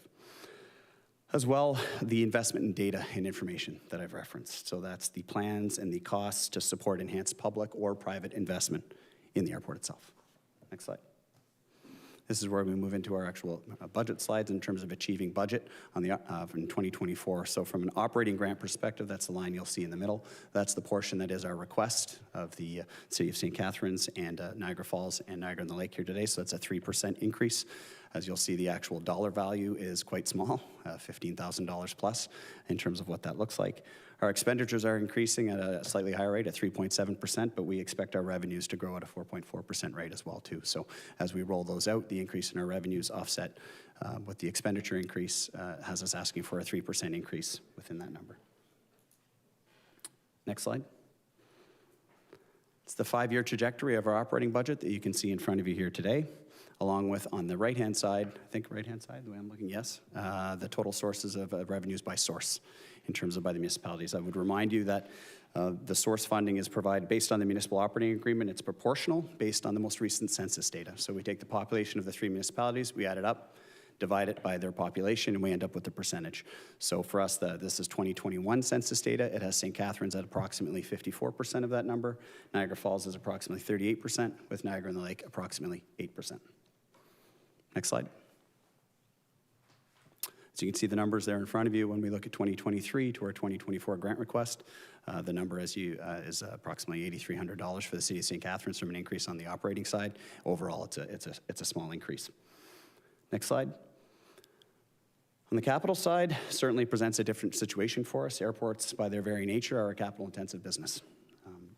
So based on the value and the age of our assets, and that's our water wastewater system, which we own, all of our electrical connections, the asphalt in and of itself. So there's significant buildings that we own, significant and large assets that are expensive, certainly on that side. And there's capital investment that we would be looking at. A typical capital budget for us would likely have about $1 million annually from that perspective. For 2024, the pressures really surround the need to reinvest in ourselves, and that's the aforementioned master plan and some of the airside redevelopment plans that we're looking at. And additionally, the significant push is one large asset on the capital side to maintain safety, certainly as a certified airport. That was part of the $1.8 million ask from our federal grant, for which we received just under 1.5. This is the remaining item that is there. It certainly helps us meet a whole host of regulatory and safety-related items at the airport to meet Transport Canada regulations. Next slide. From a capital budget perspective, you can see right there that one large item certainly has an impact from a spike perspective. And when we take a look, that's the 5-year history. The difficulty really truly is in looking at what's likely out of context is not the 750 ask. It's in all likelihood the 300, the 4 years and the years prior to that. We have close to $20 million in assets at the airport, as I referenced before. And we certainly have been strategic in reinvesting in those assets. In 2011, there was $12 million provided by the federal, provincial, and regional levels of government. We've just identified about $1.5 million from the federal government as well. And those have been our significant and large strategic reinvestments. As we've seen here, we have some large ones here as well. It's driven by 2 items, as I've referenced. Completing master plan. Our existing plan was done in 1992. And the airside redevelopment plans to support asset management requests and requirements, as you know, certainly I think you had presented to you within the last month in terms of the implications of the asset management plans.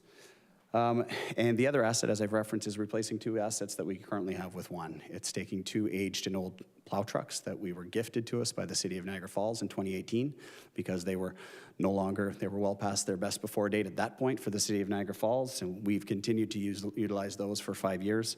And certainly for us, from a safety perspective, we can no longer continue to support using them much longer as well. The significant issue for us is timelines. If you are ordering those assets right now, you certainly have seen this with your public works and other areas right now, the timelines to actually receive those assets are 18 months plus. So if we're to order another truck at this moment, it doesn't help us this winter, it doesn't help us next winter. It probably is helping us out 3 winters from that. That being said, to start and begin the procurement of such an asset, we have to have the approval of funding, which is very different from having dollars in hand. So next slide. At the request, certainly, of the Airport Liaison Committee, we've put this together in terms of what it looks like, because if you split the request from our largest item, which is the plow, and certainly from an affordability perspective as well, Mr. Chair, it certainly drops that capital request from a funding perspective this year by $140,000 by splitting the funding of that capital request out over 2024 and 2025. Next slide. I've done the same with the rest of the slides that we have from a capital side. In terms of what we need approved, from this side, we need formal approval of the total amount to begin procurement in 2024, but as referenced, we would likely not see delivery until late 2025, potentially even into 2026 based on current timelines. This is the approval item that we need, and next slide. When we talk about a funding perspective, you can see the item in the middle in terms of what's changed, what's dropped from 750 to 610, and the implication overall in the capital grant. Next slide. I'll briefly go through the capital budget here on your end in terms of there's 2 items that are significant for us. We look at them as based on safety or compliance, which means we need to be doing these things to maintain compliance with Transport Canada regulations. The second side is sustainability, and those are for operations or renewal of existing assets that we have. Next slide. On the compliance side, here's the 4 main items that are sitting from there. Certainly we can accept any questions as we move along. Next slide. And on the sustainability side, and that's where your 2 big items currently sit. So the plow truck, and as we've referenced, the items to be able to support the completion of a master plan, and the airside redevelopment plans to meet the asset management items, and to support us for being prepared to go out and find public or private investment with respect to the facility for the larger capital asks for potential of growth. Next slide. This is the total contribution, so it's by municipality, so you can see what the impacts are for all three of our funding partners, and you can see the total operating capital with respect to the airport. That's the approval item, and next slide is the actual funding, and as you can see as it drops and what that number looks like. So this represents the split in the $280,000 in funding with 140 in 2024 and 140 in 2025. Next slide. That's it. Complete. Thank you, Mr. Pilon and Mr. White. Very much appreciated. We're going to take questions from council for the presenters. I will make a somewhat similar comment to what I've made before, although it's nice to see that they're coming in at 3% of the operating budget. I am concerned about the fact that there's a very large increase in the capital budget. We seem to be catching up all at once in 1 year. And secondly, the fact that I believe the presentation that we had online says that in order to get to 0%, that it can't be done because we have an agreement among 3 municipalities and the other 2 would have to agree to make it the same. So maybe we should ask the other 2 to do the same. But anyway, I will take questions from council first. I will go to Councillor McPherson first. Thank you. Thank you for the presentation. And I think this question might be more for staff, but I'm just need clarification on the us asking for a 0% increase. Is that violating, or is that, with the agreement that we have with the other municipalities? How does that? I mean, obviously we could go and ask them and say we want you to agree to a 0, but is that in violation of the agreement, or is it, obviously it would be upsetting it, but is it? I think through you, Mr. Chair, I think and I think it was captured in the letter that our board chair had sent, is we don't have the ability to provide 3 different budget requests to 3 different municipalities. Okay. So I can't provide a 0 to the city of St. Catharines, but a 5% to the city of Niagara Falls and a 2% to the town of Niagara-on-the-Lake. It has to be a 0 to all or a 3% to all, whatever the means may be. So that's, I think, what was consistent with the response. Okay, thank you very much. Thank you, Councillor McPherson. I will go to Councillor Kushner next. Thank you, Mr. Chair. You've indicated that you cannot do 3 different budget requests, respond to 3, but you've got representatives from the other municipalities on the board.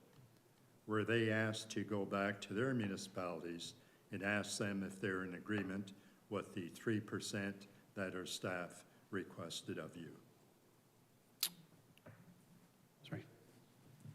Yeah, you're right. We have representatives. We didn't feel that was our position to ask them to get involved in our municipal operating agreement. That really has to do with the airport liaison committee, and we presented our budget to them and also explain the difficulties we had that the agreement poses to meet St. Catharines'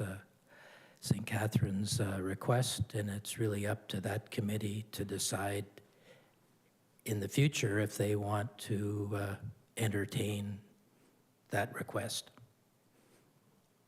But that's the governance committee of the Airport Commission, is that correct? So yes. Wouldn't that be their purpose, to communicate with the other municipalities, with the respective municipalities?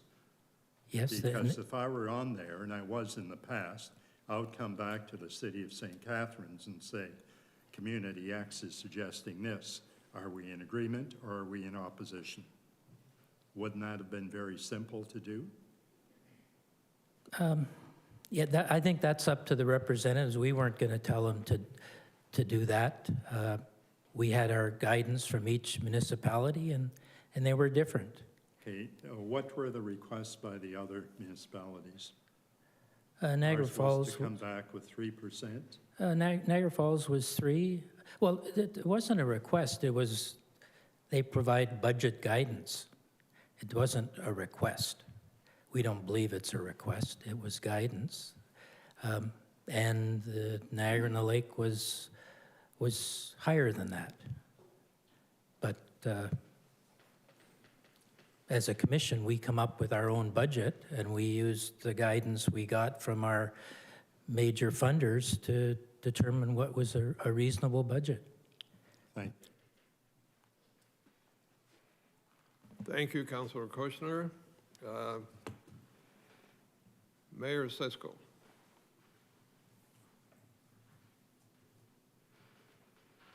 Thank you, Chair. And just to provide some context, because I am the representative on the Airport Liaison Committee, there was no appetite from the other municipalities for zero. We've had these conversations, and this is, I will just state, I won't be asking for a referral on this because this has come in budget guidance, and understanding the logistics of how this organization operates, the airport is different, and as I said, I've had conversations with the other funding partners, and there is no appetite for a 0% budget. The operating falls within what we're asking for. The capital budget is different. If we fund this capital budget at the City of St. Catharines through our operating budget, but it doesn't change the fact that it is operating requirements. The change that was made to spread the cost of the plow out over 2 years was my suggestion as a means to try and smooth out the capital costs, which I appreciate Mr. Pilon in relatively short order making the changes, and it was agreed to by the rest of the ALC. I do think that the capital budget is necessary. I appreciate the chair's comments about the biting it all off in one chunk. I don't think that's necessarily it. I think this is necessary, but Mr. Pilon, my question in all of this, there's a preamble there, but my question in all of this is, what are the ramifications of not getting in the queue, specifically because the snowplow is the biggest piece? You touched on it a little bit, but I'm hoping you can expand a little as to, what our history has been with snowplows at the airport, and what happens if we don't get ourselves into that queue now. Thank you, through you, Mr. Chair. It's an excellent question. I think the reality is, from an operations perspective, what we need to do, winter operations, most assuredly, is that there's a couple of items here, is that we have existing plows, so we're not suggesting that we actually need a plow to actually go on the truck. We just actually need the truck. And it has implications on our ability to move snow and to clear the runway and clear surfaces for use. We certainly use them in other means as well. They tow sweepers. They tow de-icing materials in terms of providing de-icing on the runway, so it has implications on our capacities and ability to do those items, because the reality is one of the trucks is not going to be operational this winter because it has a floor that has just come back and is identified as being essentially rotted out. As I've referenced, in 2018, the City of Niagara Falls offered them up for free because they were purchasing new ones because they were beyond their life expectancy then.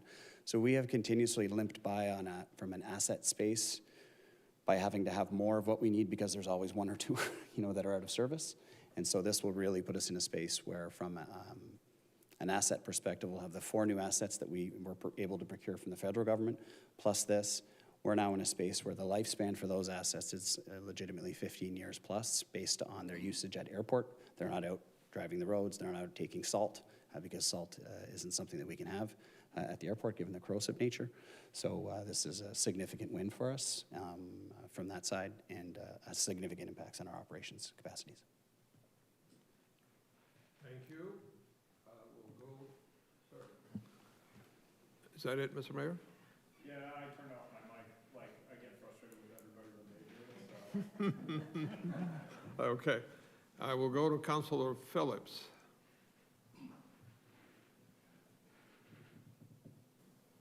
There we go.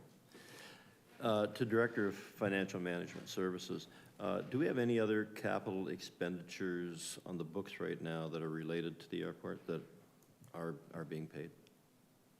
Or is this the only one that's going to happen? Through you, Mr. Chair. Yeah, through Mr. Chair to the councillor.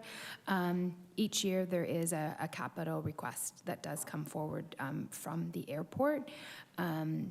There was one asset a number of years ago that we did use debt to fund that asset.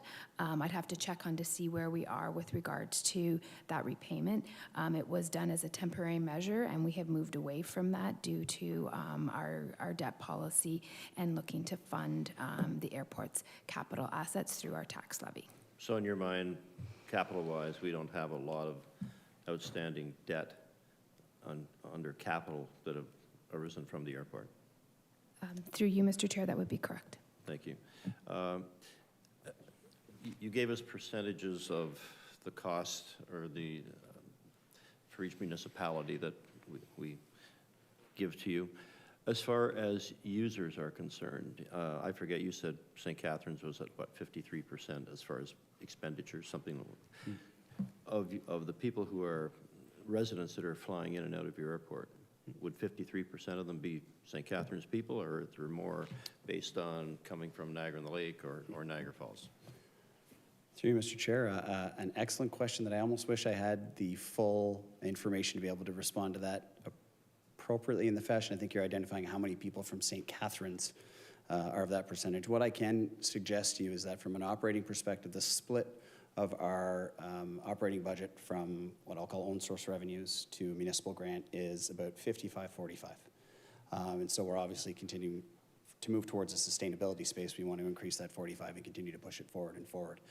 Providing a split based on population, I wouldn't be able to provide what that number is. It's not information that we track. We don't track where the home address is of all of the aircraft that are coming in, because we have registrations for where they are. They may be registered to someone in Kitchener-Waterloo, but they may be owned by someone in St. Catharines, or whatever the case might be. I can suggest we have about 85 to 90 aircraft that are actually housed at the airport, and as best possible, that's they'd obviously mostly be owned by folks from Niagara. What are our chances of getting a commercial airline to replace the one that left us? Because as you say, it was becoming very, very, well, profitable and busy. Yeah. Through you, Mr. Chair, another excellent question. It certainly was at our airport. They didn't succeed at a number of other municipal airports, and we were the one where they had a significant success.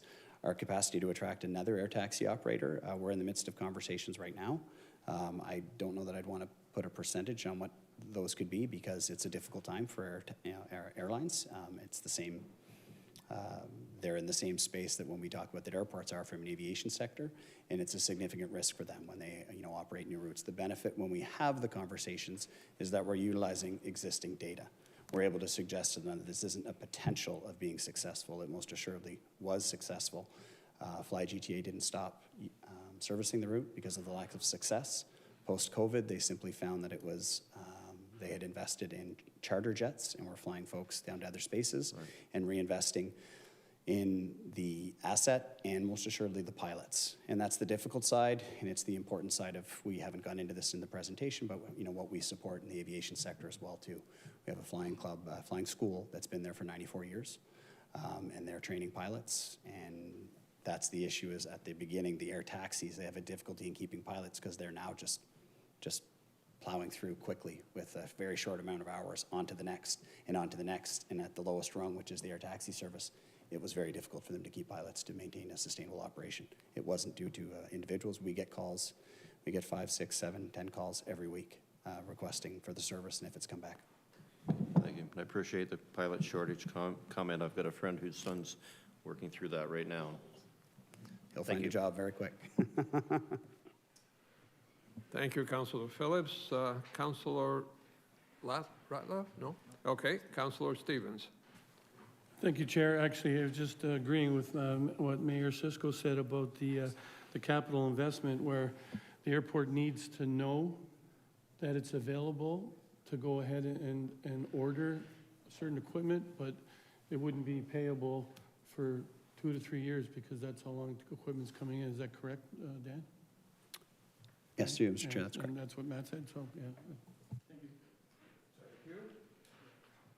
Councillor Yeah, just on that note, through you, Chair, we talked a little bit about the multi-year budget as well. I think from our last presentation, I think it was pretty clear that a multi-year budget would help at the PAC.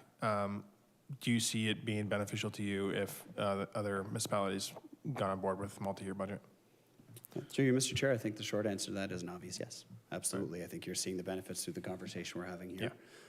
From that side, I think the other item that we've discussed is that we're a bit behind in terms of where the municipalities are in terms of the asset management item with respect to what we have. And as you can imagine, the underground lighting, the lights, the asphalt, there's a lot to be done there. So we engaged in that work this year. That information is going to be coming back to us by year end, maybe bleeding into January of next year. Once we have that foundational work, it's also much easier to engage in the process of asset management and looking at with future projections once we have that. So most assuredly, if all municipalities directed us to do so and we have that information, which we'll now have, it certainly could be. Yeah, no, that's really helpful because, you know, we talked a lot about whether or not to go to multi-year, and so just seeing the benefits of a multi-year budget is super helpful for decisions made around this horseshoe, so thanks. Thank you, Councilor Ratliff. Councilor Kushner. Thank you, Mr. Chair. You've mentioned the safety feature rising from the lack of vehicles, proper vehicles. And if, and I'm saying if, we approve the capital request this evening, would that be very helpful, or would that make very little difference? Through you, Mr. Chair, the item for us is really just timing on an asset of that size, because that's the one that has a significant lag time. So the earlier that we have approval for what that looks like, it's beneficial, but at the end of the day, we're also in the same space in reverse. We can't begin that procurement until we have approvals from the City of Niagara Falls or the Town of Niagara on the Lake as well. So until we, so obviously I'll happily be like, hey, the earlier we can receive approval of that, yes, great, beneficial. We are presenting to the Town of Niagara on the Lake next week. And I think Niagara Falls within that time frame as well. It's usually within the same 2 to 3 week period that we're presenting this information. So if we gave some type of early approval, that would be beneficial to you when you meet with the other communities? It's certainly very supportive and allows us to move forward with the procurement, most assuredly, because it's not the funding, it's the approval that we need. Thank you.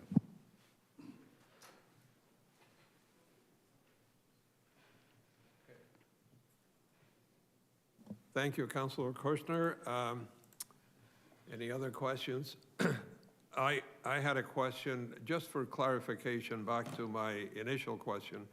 So you're not saying that you could not do 0% on the operating budget. What you're saying is that you can only do that if the other 2 municipalities agree to do the same.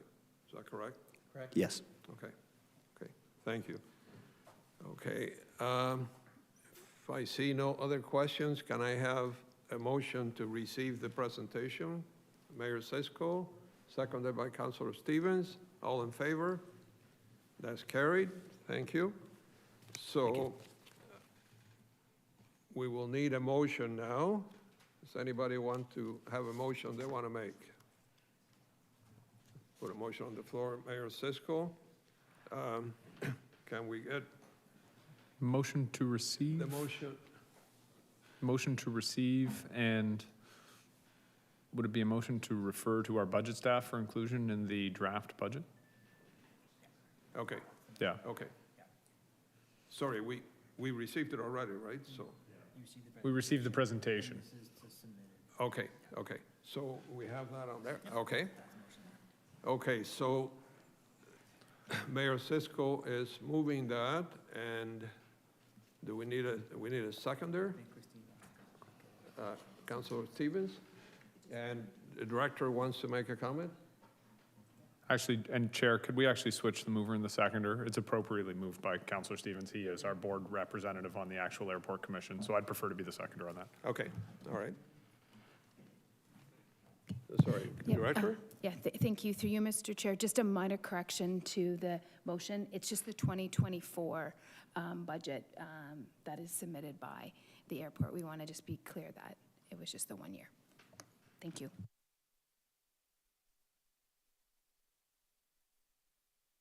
Thank you, thank you. And, okay. So anybody wants to speak? Councillor Kushner?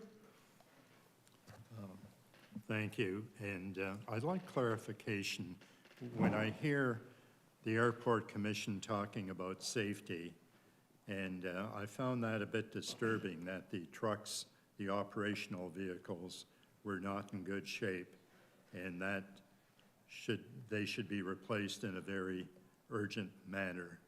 Would it be helpful, or would it be possible for the Budget Committee to make a recommendation to Council that that capital component be approved?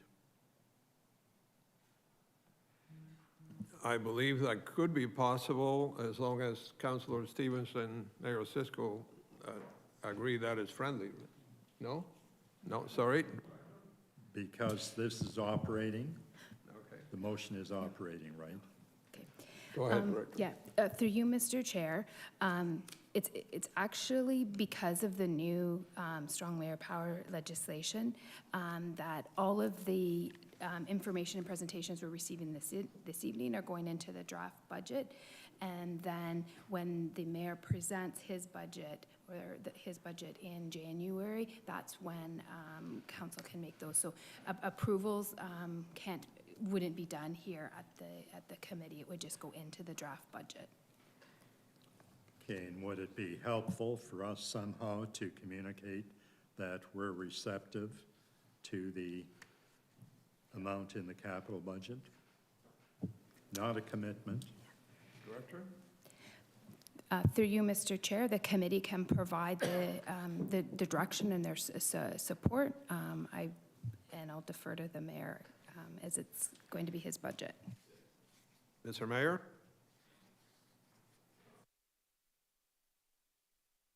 I believe council, if they wanted to give direction to myself and Councillor Stevens sits on the Airport Commission, I sit on the liaison committee.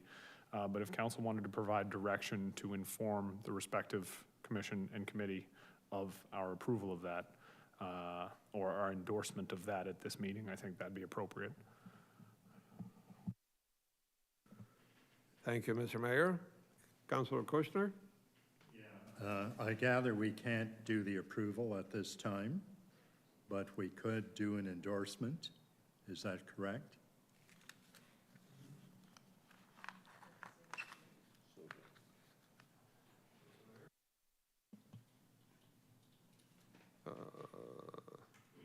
Trying. Apologies, Chair. Can that be repeated? Councillor Dodge and I were having a very brief sidebar there, so.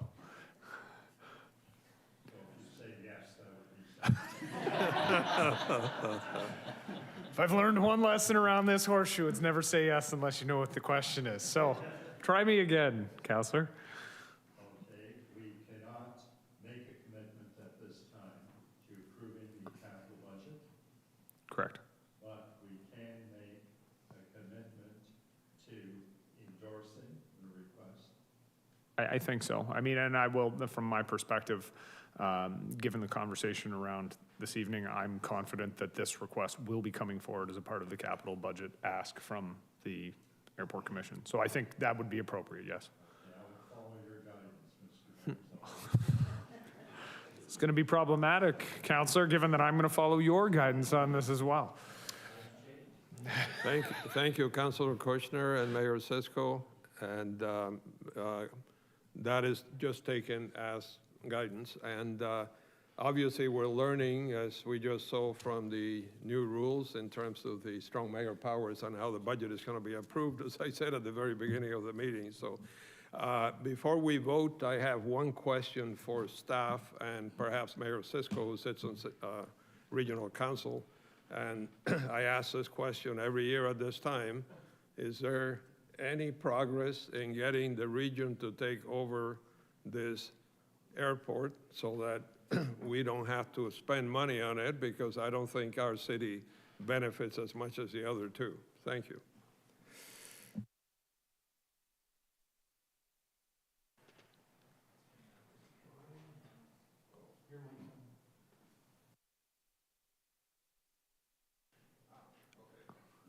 Chair, you know, it's funny. When you get elected mayor, you think you know what you're walking into, and then some things just jump up and smack you in the face. There's no progress. I would suggest that the efforts of the previous term of council to try and move this to the region are dead. There may be an opportunity at some point in the future to revive those efforts. I wish the region had taken a different viewpoint, but regional councillors in the southern tier tied is it the Dorothy Rungling, which is Dorothy Rungling Airport in central Niagara, which is very much it's a hobby airport. It's not the same thing as what the Niagara district is, but they were tied together and as a package to be uploaded to the region. And I think that attempt basically killed any progress. I know it was something that previous Mayor Sendzik was moving and trying to push forward, and unfortunately it was something that just couldn't move because of that packaging, because the region doesn't see the value in both. I know regional economic development sees a lot of potential in the airport, and I think if they had their choice, they would have moved Niagara District up. But there does not seem to be any political will at this point to move it forward, and the members of regional council in the southern tier, as I said, would want to see both of them move up. So I'm not happy with that particular outcome, but it is what it is. So. Thank you, Mr. Mayor. And just some further clarification in terms of the process here, since we're learning. So there will be a time in the budget process when council will be able to make amendments or propose amendments? Yes, so I believe I will present on January 3rd. Did I get the date right? And so for the month after January 3rd, council will have the opportunity to make amendments. So any of these budgets that come forward as a part of the total budget, council can make their amendments at that time. Okay, so for example, the motion says for consideration, so at the time that we consider it, we could potentially make a motion that we request that the Airport Commission approach the other two municipalities as to whether they would accept the 0% increase? I think that would be the appropriate time, yes, Chair. Okay, thank you. Actually, I will also say, Chair, I think you could move a motion at any time in regular council to the same effect if you so wish. I mean, yeah, I don't think that would be an issue. Okay, thank you very much. So I think if there are no other questions, I guess we should vote on this motion. So it's moved by Councillor Stevens and seconded by Mayor Cisco, and I will look to the Deputy Clerk to call the roll. Councillor Stevens? Yes. Councillor Ratzlaff? Yes. Councillor Phillips? Yes. Councillor McPherson? Yes. Councillor Lindell? Yes. Councillor Kushner? Yes. Councillor Dodge? Yes. Councillor Williamson? Yes. Mayor Cisco? In favor. And Chair Garcia. Yes. And that's carried. Thank you, everyone. Thank you for the presentation. And we will move to 8.4, Meridian Center 2024 to 2026 multi-year budget presentation. So I now call upon Jeff Dixon, General Manager, to provide a presentation regarding the Meridian Center's 2024 to 2026 multi-year budget. Mr. Dixon, welcome. Miller? Okay.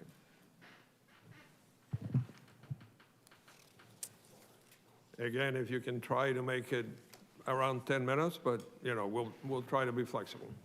I will do my best. Okay. You have me for two presentations, so I'll try to keep it within a timely fashion. So yeah, next slide, please. So thank you very much. So again, my name is Jeff Dixon. I'm the General Manager with ASM Global, your operator at the Meridian Center. So next slide, please. One big thing that, and I think, so again, Jeff with ASM, and next slide, please, because I'll keep it moving along. So reflecting, moving into 2024, we are moving into the 10th year of the Meridian Center. I know it seems like yesterday that the venue opened, but we are moving into our 10th year and should be extremely proud of what we've accomplished to date and what has accomplished as a part of this in the downtown core here. Next slide, please. The history speaks for itself with what we've been able to host at the venue, along with our tenants, but the additional concerts, events, and so on that would not have been able to take place in this fine town without this venue being in place. Next slide, please. To date, we've hosted over 2 million guests. And next slide.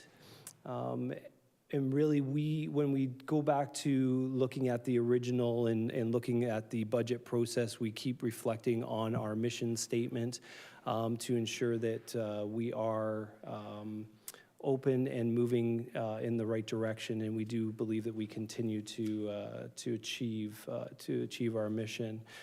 Next slide, please. Looking at the 2024 operating budget, we did deep dive into historical trends within the industry, historical trends within our venue itself, and put some guiding assumptions that are leading into the future. A few of the challenges or assumptions and trends that we see is the ice dog attendance continues to be low compared to pre-pandemic, compared to the pre-planning process of this venue.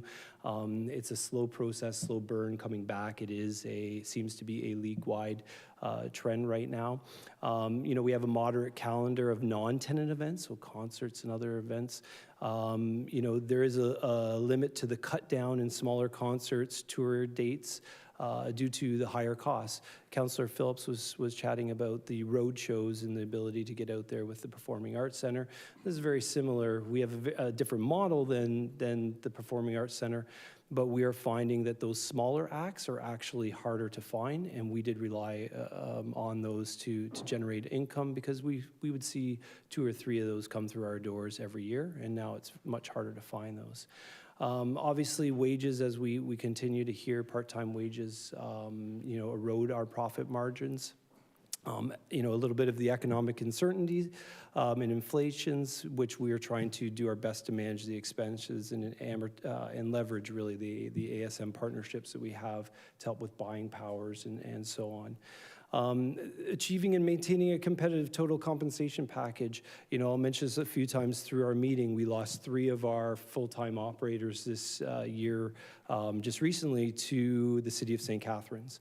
There's a $7 an hour wage difference between those operators of the similar job. So for us to be a continuous training ground for the city of St. Catharines, happy to do it for sometimes when we lose 3 people and we actually only have 4. It really impacts us, so it really does impact where we are. So moving those along and making sure that our total compensation package is reflective of our staff and the great work they do. And our promoters, we rely on promoters. We do not self-promote the Performing Arts Centre. They put their packages together. They buy acts. Tonight, Kim Mitchell is playing. We're missing that tonight. But in the Performing Arts Centre, they would buy that. They would promote that. They would present that through their marketing dollars. We rely on people like Live Nation to come with us, to partner with us, to do those 4-wall rentals of the building. And that's a tough thing to continue to build and develop. There is less promoters out there since the pandemic, and they're expecting greater incentives to be attracted to the venue. So next slide, please. Just reminding of a few of our users and how we generate revenues. Your prime tenant in that building is the Niagara Ice Dogs. Go Dogs, they are getting better. The next slide, please. Concerts and non-tenant events generate significant dollars. A concert that comes in to it, one concert generates significant income in compared to our primary tenant in some of our other events. So concerts really are a great thing. Next slide, please. Our summer tenant, the Niagara River Lions, they're growing and developing and in that building during a need time when it would be empty. And the next 2 slides, please, if you can slip forward. We have special events and community events, right? We have a building. It is there for the community to use. So when we are able to let and get people in, we do get the community in there from everything from just rec league hockey, youth hockey. We hosted the Powwow, Native Community Center Powwow event. They're not massive profit-making events. They cover costs, but also making sure that our community can have a part of that building, and that's really why it's here. Next slide, please. I want to talk about, we have two real, with all budgets, we have our event income and we have our expenses. So event income, I think it's really important to remember that our primary tenant is the Niagara Ice Dog. So the lease between the city of St. Catharines and the Ice Dogs really outlines, excuse me, the revenue and expenses and the way that it works. So about 50% of the revenues of that building are generated from the Niagara Ice Dogs. And because we have ice in the building, we rent it out to adult league hockey and youth. So about 50% of our revenues come from that. And really it's three sources: percentage of net ticket sales, a small per ticket sold facility fee, and the ancillary revenues, which things like food and beverage. All three of those are really driven by the attendance, people in the building, all right? Those things are also, the number 1 and 2 are built into your contract long-term for the 20-year, 10 additional years in the tenant's contract. Next slide, please. As I was mentioning, really other event types are where we are able to make some additional money.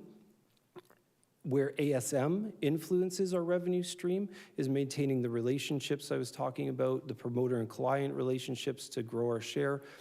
Food and beverage, we have real impact into that. Event ticket rebates, our agreement with Ticketmaster to take a share of those fees that are charged on tickets. We share a decent percentage of that. That goes to the revenues, and that is based on because ASM is Ticketmaster's largest client out there. And then again, ice rentals, where we are 95% primetime utilization. Next slide, please. When it comes to expenses, though, the building, 50% of the revenues are generated by the Ice Dogs, our primary tenant. But to operate that building, 85% of the expenses are attached to operating an OHL venue for the Niagara Ice Dogs.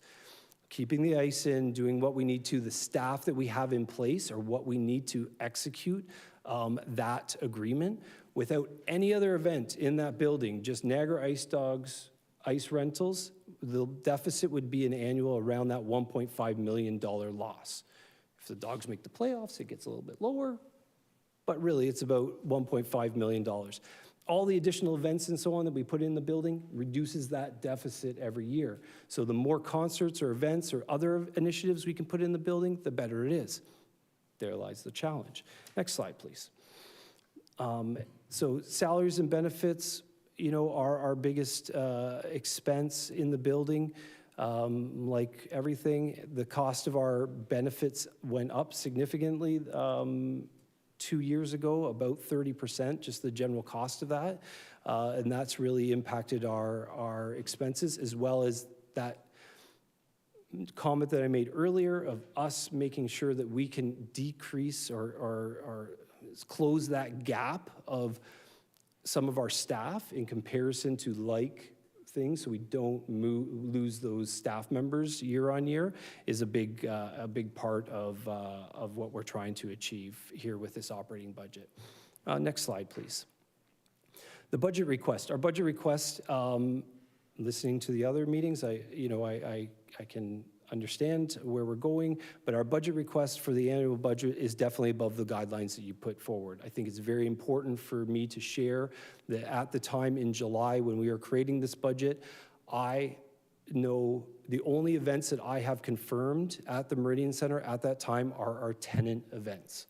I do not have a single concert. I know that the tenant events are going to happen, and that's it. The length of time for us, for a concert, according to our data through ASM, it's about a 3-month window from confirmation of an event to play of event.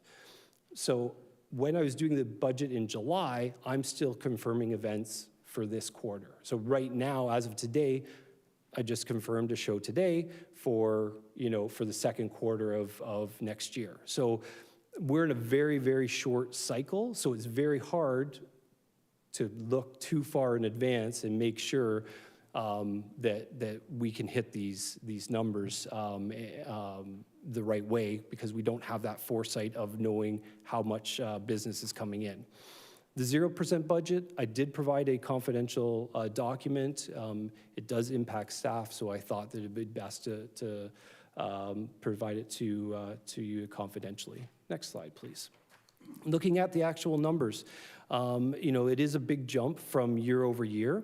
What I want to draw your attention to, and I wish I could put more years on here, is that 19 and 22, the actuals that we ended up with were much less than what we originally asked for, and then those funds go into a capital reserve fund. We have 2 reserve funds for the Meridian Center for capital expense and to attract other events. Again, the challenge being is that in the year we do a lot better depending on what type of events we get, but certain years they're not so strong and we don't get those events. So being responsible, I think it's responsible for me to show the, what almost the worst case would look like at the time when I have to come to budget to present. Next slide, please. We did offer the 24, 25, 26. Again, though there's a large jump this year in terms of the request, we did our best to limit 24 and 25 into the ballpark of what council was looking for, knowing that the reduction of events plus the increase in wages that we're requesting and the impact that we are unfortunately not able to help with the attendance of our primary tenant by, other than assisting in marketing and so on. We don't have the ability to sway that. That is what is impacting our budget. If you look at the event income on this page, you'll see that it's a minus number or a 0, and what ASM can impact the ancillary income, and that's where we can really get involved. We are forecasting a 15% increase. So what we can control, we know that we can do a better job and move the needle on that to help offset the budget. Next slide, please. Challenges looking forward, I won't touch on all these because there is some of them. We've talked about the OLG stage. It's a very different model than what we are. They are self-promote, where they actually buy their acts, where we are a 4-wall rental venue. So we are looking to work with the promoter. They're their own promoter. They also have slot machines, which help the situation. We are seeing an increase in competition. So besides OLG Stage, Woodbine is also putting a 5,000-seat theater in there. And our #1 client, being Live Nation, is actually going to program that space. I don't know how that will impact routing of any Canadian events. Live Nation is also putting a significant investment in Bud Stage in Toronto, and to make it an enclosed stadium so they can year-round program it and then turn it into an amphitheater in the summer times. Those two things, not sure exactly how that will affect us. Still a bit of the unknown of the sports tourism strategy for the region. We can see time and time again when there is something like the U18 World Champion, Under-18 Hockey Championship, Women's Hockey Championship, the council-supported Scotties Tournament of Hearts. When there is events like that in the Meridian Center, the budget is drastically reduced, the deficit, because it generates so much revenue and it creates compression of events. So we do see that time and time again. When you do support those larger events, it does wonders for this building. The strategy in terms of the region right now is a little still unclear to me for this, and that's something that I hope that we can get support of council moving forward to push a sports tourism strategy that is well funded to help us bring those to the region. Next slide, please. Opportunities, showed some areas of growth. We're keep looking for alternative revenue streams, working with our promoters for different styles of events to come in, anything from corporate and so on. Continuing to leverage our relationships with ASM across Canada. And then, we do have some cross-training and efficiency through staffing that we do have now with Canada Games Park in place, which I'll talk about next. And so I will wrap it up there because I'm over my time. and open for questions. Thank you. Thank you, Mr. Dixon. Before we take questions, can we ask you to share with council and elaborate on the confidential memo regarding how you would achieve a 0% year-over-year increase? Point of order, Chair. Pardon me? I think we have to go in camera for. Oh, we do? Because it was a confidential memo? Yeah. Okay, I'm happy to make a motion to go in camera. okay. Can we, Mayor Sisko's making a motion to go in camera. All in favor? Okay.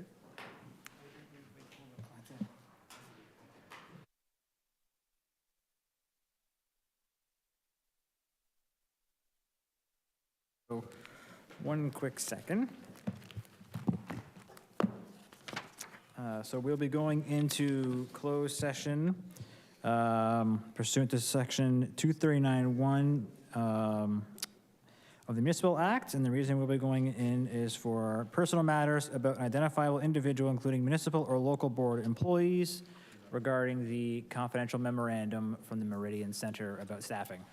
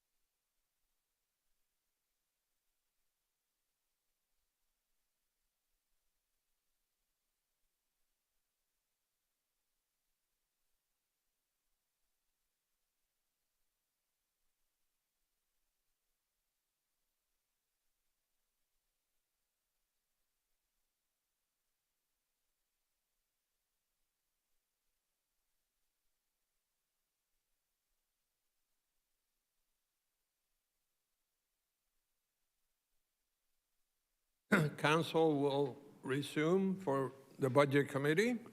Are there any other or any questions of Mr. Dixon following his presentation?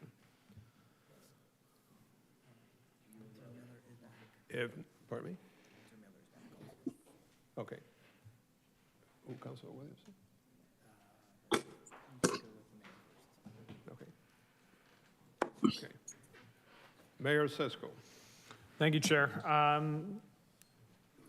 A few things I just wanted to point out. You had talked a little bit about the Ice Dogs attendance and how a lot of this is related to, you know, the attendance in the building. I think it's a benefit for all of us to know that the Ice Dogs are now in a playoff position. They've achieved they've achieved points in 8 of the last 9 games, and they continue to be on an upswing. A great young hockey team that is going to continue to do well, and I have complete faith in their young core of talent that not just this year, but next year and the year after, they will lead an attendance resurgence. And I encourage all of my colleagues, as well as the community, to get out to an Ice Dogs game. It's still excellently priced entertainment right here in our downtown. I did have a question, Mr. Dixon, just with respect to, on the budget, you identify the number of proposed events. Obviously, in 2019 was an exceptional year, 84 events. That number dropped through COVID. I'm wondering if you could speak a little bit to what the forecast is going forward for events. You proposed in the 2023 budget 65 total number of events. Are you on track to hit that at this point?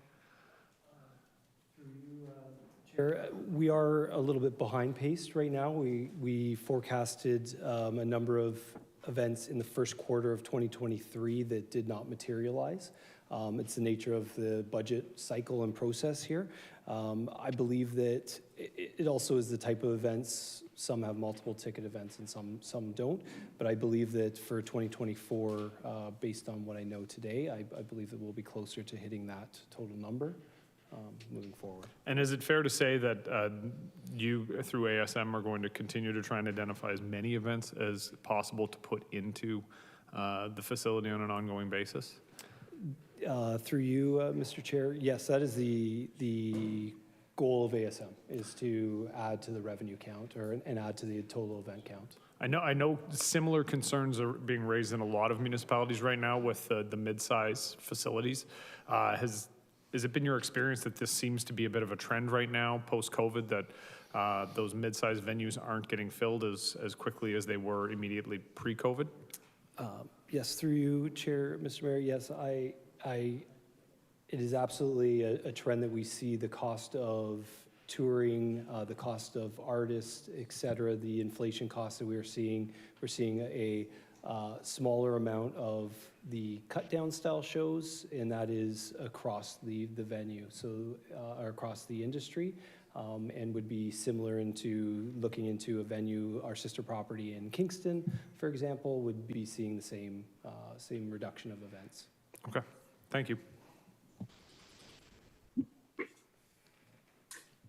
Thank you, Mr. Mayor. Are there any other questions? Councilor Kushner?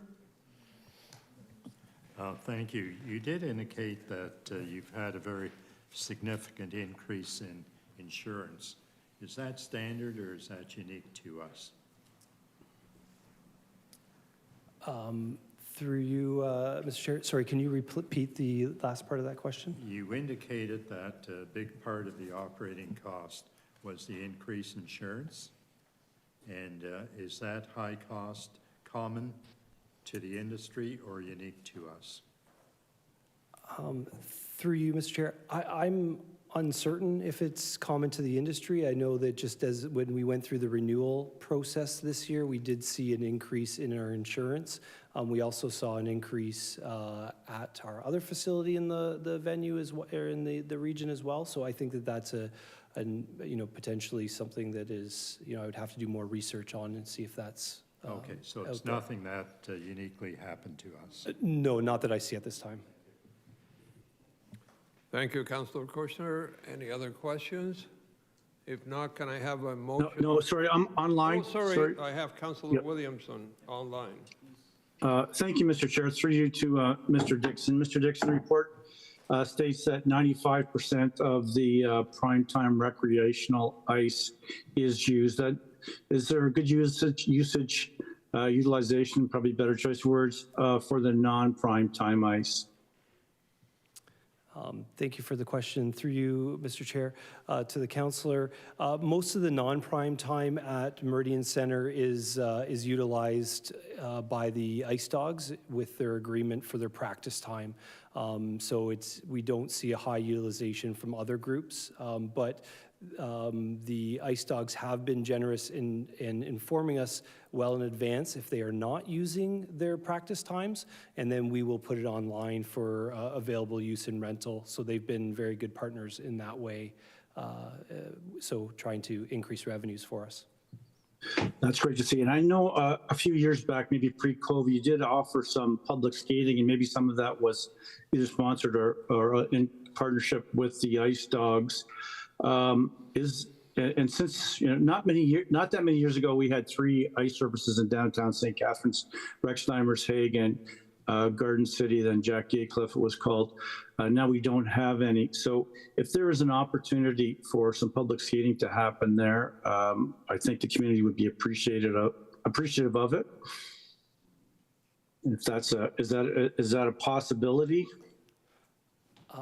Through you, Mr. Chair, I would have to review our calendar. I know that during prime time we are extremely busy at this point in time. If there is a way to squeeze an hour in somewhere, we can look at making that happen and connect with the recreation department here at the City of St. Catharines to see if we can coordinate a time that makes sense for the citizens. Thank you. And just and you mentioned the OLG Theater Casino venue in Niagara Falls, and I guess we don't entirely know how it will affect us. And this probably be actually better directed to this question to our staff. But since it is government related, maybe it's something that we could look for if they take business away from us to look for compensation from them. I know that they give the City of Niagara Falls money for various things. So maybe that could be better directed to staff, and it could come back later. It doesn't necessarily have to be answered tonight. Yes, I believe that would be better directed to staff. Okay, I'll save that, but just that's a heads up for staff. Thank you very much, Mr. Dixon. Thank you, Mr. Chair. Thank you. Okay, so back to, can I have someone make a motion to receive the presentation? Councillor Phillips, seconded by Councillor Kushner. All in favor? Okay, so now we will look at motions.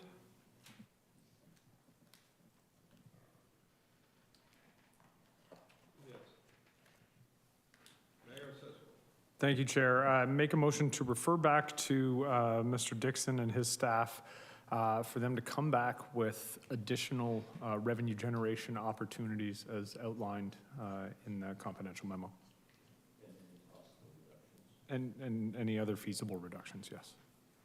Thank you. And like the last one, I guess we're saying by the November 22nd council meeting?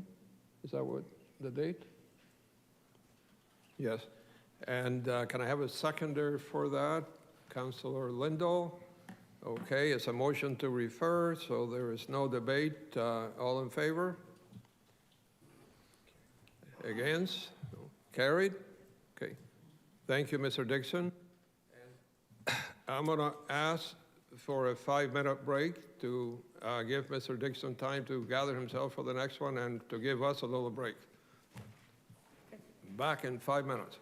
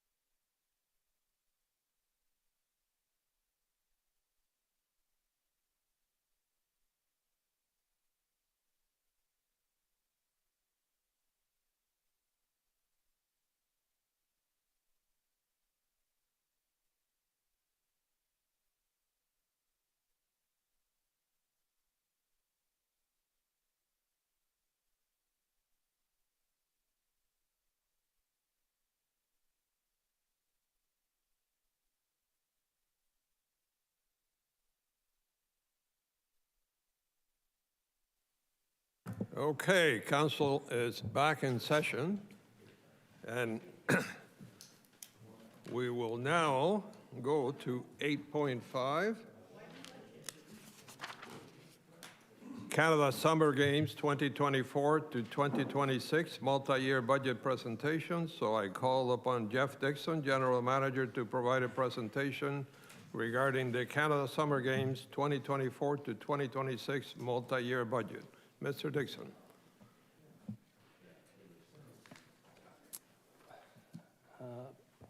Thank you. Next slide, please. Nice to be back.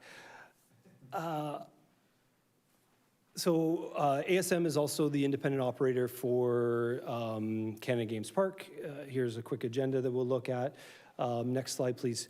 The thing with Canada Games Park is that because I haven't been in front of you for this particular venue, I'll take a few more minutes just to run through some more pretty slides in case you haven't been there, but really this jump into the meat and potatoes after. So Canada Games Park, obviously this council fully supported being built for the 2022 Summer Games. A wonderful facility. If you haven't been in it yet, please go and see it. Really broken up into two parts, the Walker Sports and Ability Center, which is the indoor portion of it, 2 arenas and some gyms, and then the outdoor portion of it being tracks, volleyball, etc. Next slide, please. Our arenas, both for ice and in the summertime for lacrosse. You can see that we do have turf for that facility. Next slide, please. The gymnasiums, forecourt, the largest sprung court or floor in Canada. Next slide, please.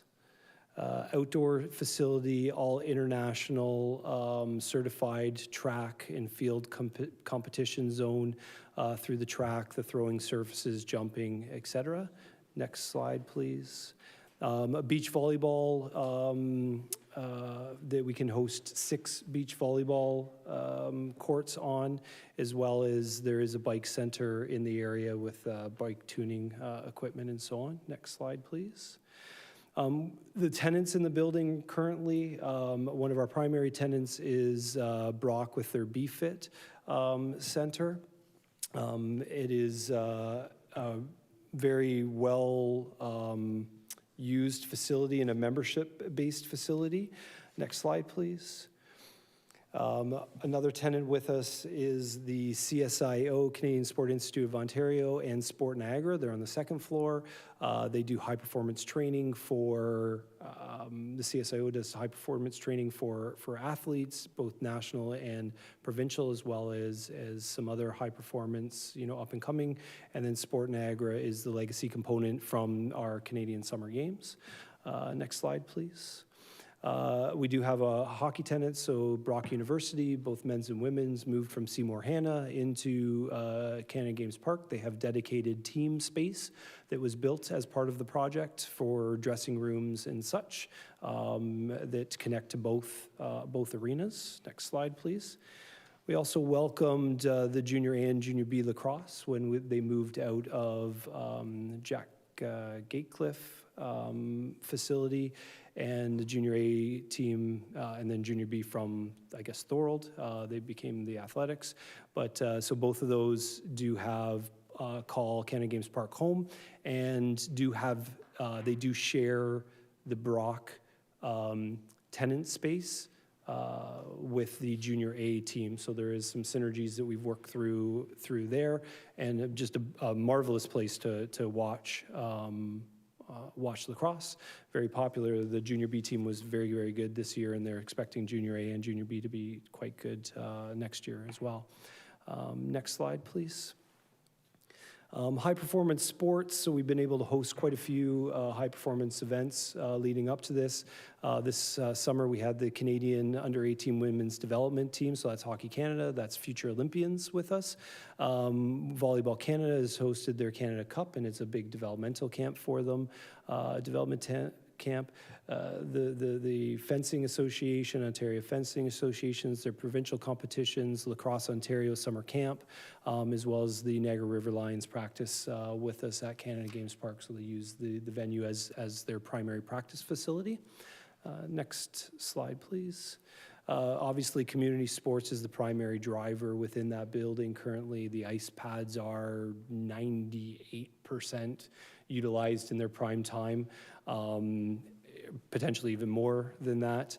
With community and recreation time periods, the gyms, the gymnasiums in prime time are, I would have to say 99% utilized in terms of, you know, the times that we can get. So the building is very used by your community sports, so the youth athletes, as well as the adult recreation side as well. Next slide. So Canada Games Park, St. Catharines, City of St. Catharines is part of a consortium. So there's 4 partners, the Niagara region, City of Thorold, Brock University, and yourself. Those 4 partners contribute to the capital contribution and the future capital of it. So the capital contribution is divided by 4. The operational budget, there's 3 operating partners, Brock, Thorold, and St. Catharines. So the operating budget is divided in 3. The co-tenancy agreement really prescribes, you know, the usage of the facility. That co-tenancy agreement, I believe, it was well before my time in that building, but was worked on for a very long time. 400 plus pages. I have not got through the whole thing yet, but you know, it does really outline and help us as a guiding principle to go back to when we have questions. We were selected as the independent operator, so ASM Global is an independent operator. Very different relationship that I would say with the Meridian Center operations compared to there, because we do have a consortium that we report to, so 4 partners there, where with the Meridian Center, we are just, you know, representing City of St. Catharines. So it's a little bit of a different feel in that light. Next slide, please.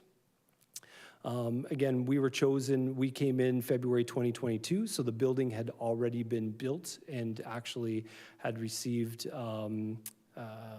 I guess, occupancy at that time, so we did not have any ability to jump into the design or the outcome of it, but we have been able to put our efficiencies in our staffing model. We've implemented a shared staffing model into that, so basically some of our senior level administrative staff, we share between both the Meridian Center and Canada Games Park. That's helped us reduce some of our budgets. Majority of costs is to the Meridian Center, but then there is a share that goes to Canada Games Park as well. Helps with just some of the overall like finance, some shared financing synergies where we've been able to bring an extra body in to help both properties and their ups and downs. It helps with scheduling, operations, and best practices. And it's a model that we've implemented in dozens of buildings throughout the ASM platform. We do a lot with on university campuses, and then there's potentially an arena or such. So this is a very familiar strategy that we've taken with this building. Next slide, please. Our objectives here just quickly but we won't go too much into those. Next slide, please. A little bit of the organizational chart that you see that flows through. And next chart, please, or next slide.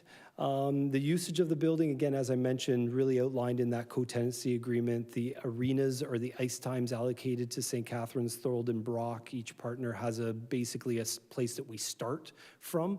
I will say that this season, they've been unbelievable. They've worked together great to allocate the 23-24 usage season. There's a lot of bumps and so on with, you know, kind of year, I call it year 0, which was last season, which no one really knew how the building operated right after the games.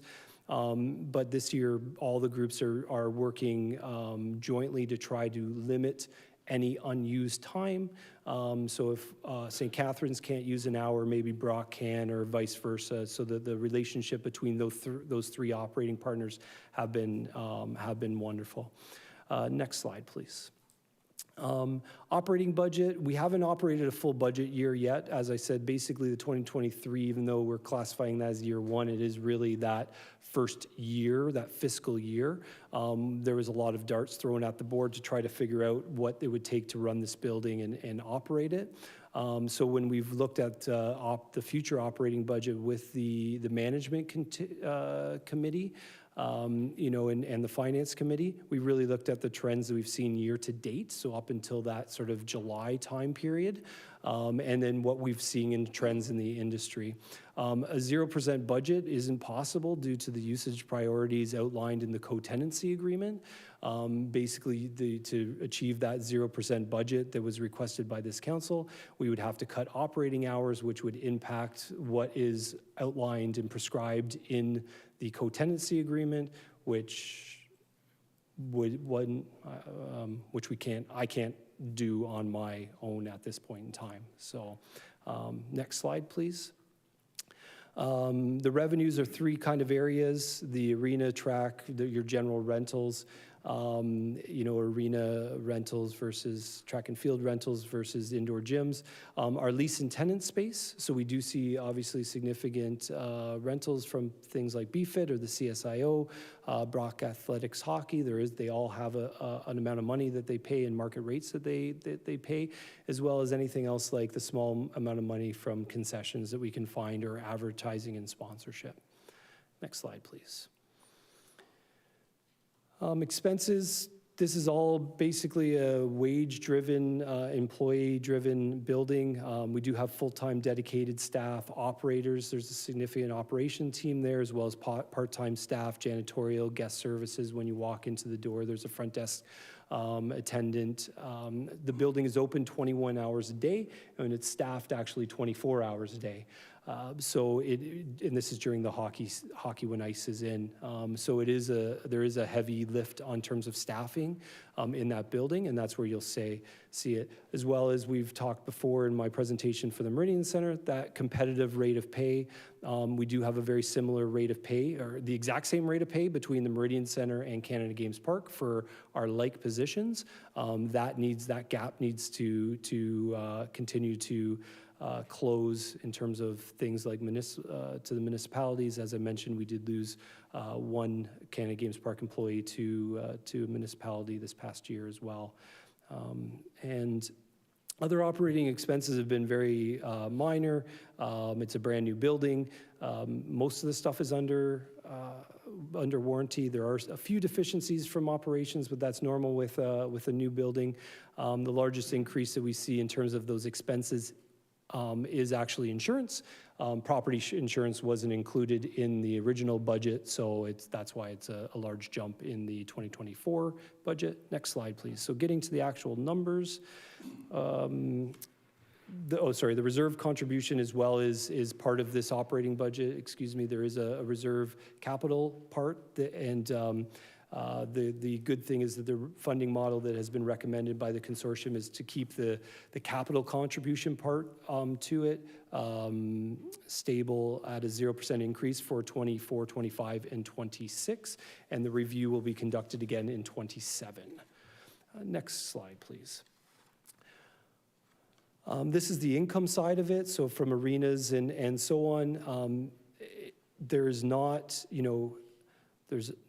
a lot of ability to increase. So the arena rentals, when the original pro forma was done with this group, I think that they had people skating on Christmas Day and stat holidays when the building is closed. So it was really hard to come up with what the original pro forma, how it was written. We are very, very close, though, to get there, where you can see where, again, ASM can help increase revenues, and you've seen large revenue increases is the gymnasiums that aren't scheduled for Brock University, the track and fields, the volleyball, those are large increases, and though they're modest increases, because $25 an hour for certain rentals, it takes a lot of that to move the needle. So, where we can find increases, we do. The one area is that all of the space, we still haven't been able to lease out all of the space. We have some very good prospects, but as we all know, corporate leasable space is also down across the board, though we do have a few prospects that hopefully come to fruition to help us increase rent and increase the operating cost recovery line as well. Next slide, please. Going to expenses, you'll see the largest increases with the benefits, and there was an error in the budget process in 2023 that had the big jump on the benefit side, as well as wages. Wages is basically us moving those numbers a little bit closer for the employee wages, trying to bring up some of those lower waged individuals to see them closer to close that gap in terms of some of the facilities or municipalities we're losing employees to. The rest are very much in line. I guess one thing too with the wages is that we have moved a few lines in sort of contract services. They are now in the employee wages. That's why you see the big decrease there, as well as some in the repairs and maintenance. Our janitorial services were in that line, so that is also moved into wages, so it was just a realignment, as well as the Finance Committee made the decision to reduce our contingency to $50,000 from $100,000 because we haven't had to really use the contingency in 2023, besides a little bit for employee wages. So as you can see, the operations increase request is there, and then with the reserve capital contribution being zero. And next slide, please, shows the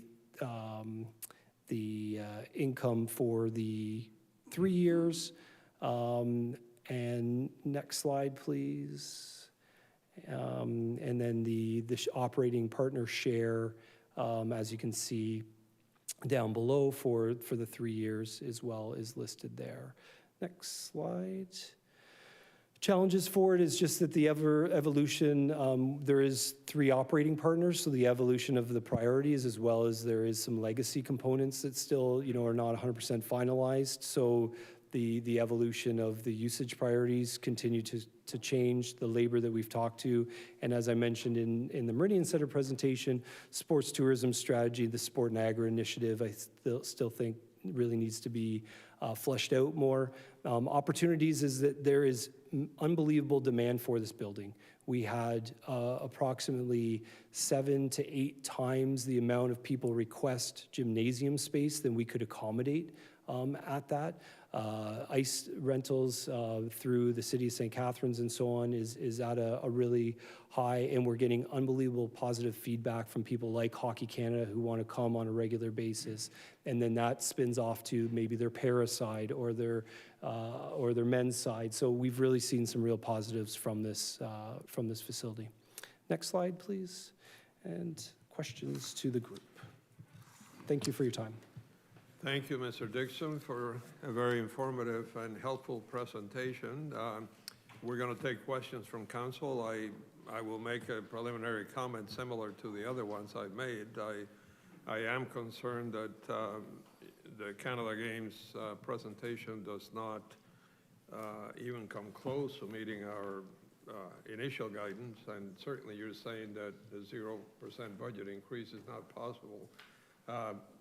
If you could just elaborate on that last one, something similar, I guess, to the airport situation, but are you saying that a 0% budget increase is not possible because of the co-tenancy agreement, but is there an opportunity to work with the other tenants to do something, or are we sort of restricted so that we could not do anything?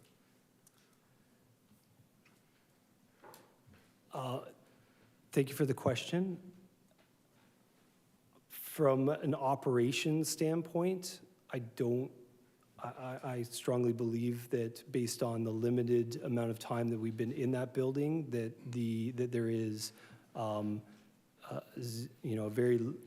there's no chance to get to a 0% budget increase on the requirements that we need to operate it based on the co-tenancy agreement. So the hours of operation, the usage, et cetera, et cetera. I can't speak on behalf of of the management committee and the co-tenancy partners. I could bring that back to them, but I couldn't answer that question on their behalf. Okay, thank you. We will accept questions now. Councilor Phillips. Thank you, Chair. In looking at your slide, I see Brock has 3 gyms allocated Monday to Friday from 7 o'clock in the morning until 6 at night. Brock has lots of gyms on campus. I've been in the building numerous times during the day, and those gyms aren't used a great deal. Maybe I'm there in the wrong time. I don't know. But when those gyms, are they being used during that time very often? Through you, Mr. Chair, I believe that the utilization is increasing as they are programming it as well. They are limited to space for some of their programming at Brock University, which is why they have priority for the gym. They do also pay for that use if the gym is unavailable. If we have programming that we can put into the gym that is into their times, we do approach them, and a lot of the times they are receptive to working with us and around their programming. So I think that the demand in the non-prime time is still a little bit low, but you'll see as you continue to grow, there's more and more programming that's going in there, and it is during Brock's time when they can provide it back to us. So when Brock is using the gym for their programming, they're paying for gym time. They're paying a fee for that. Yeah, through you, Mr. Chair. Yes, they do pay a fee that's allocated in that. And as far as their hockey teams are concerned, do they pay the going rate for practice and games? Yes, they do. They do, eh? Okay. Thank you. It is a great place. It was fun building it. Mm-hmm. Thank you, Councillor Phillips. Councillor Stevens.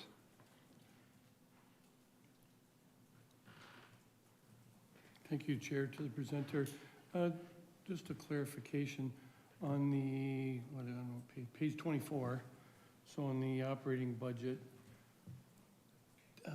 operating partner share, 3 partners, $308,000. So that, all 3 partners, is that, we're all paying that? Is that the ask? Or is it divided, or how does that work? Yeah. Through you, Mr. Chair, just allow me to find that document.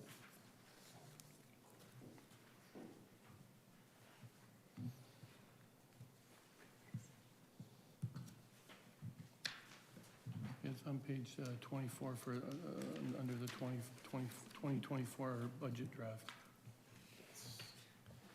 Awesome.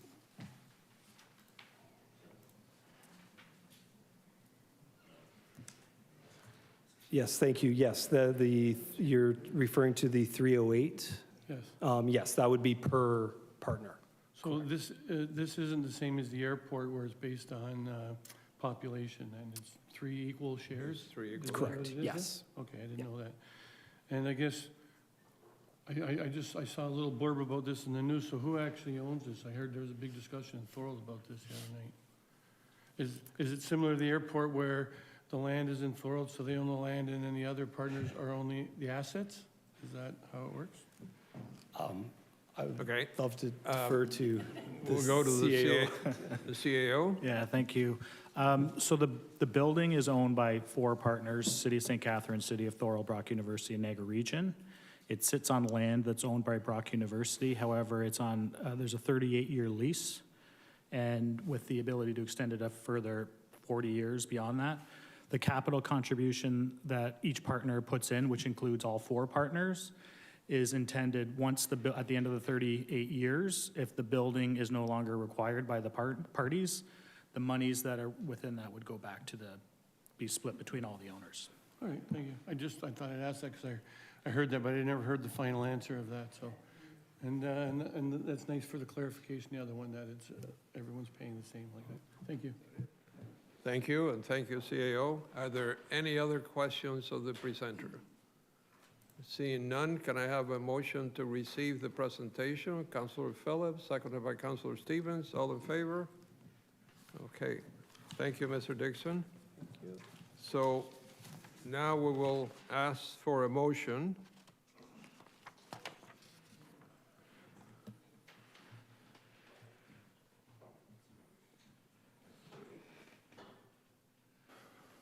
Mayor Sisko? Thank you, Chair. Similar to the airport, motion to receive and refer, given the nature of this agreement and its differences from the other ABCs that we do have full care and control over. I consider it to be a very similar situation, so in this case, I would make a motion to receive and refer to the budget process and the presentation of the budget. Thank you, Mr. Mayor. A motion to refer, which is non-debatable. So can I have a seconder for the motion? Councilor McPherson, and I will look to the deputy clerk to call the roll.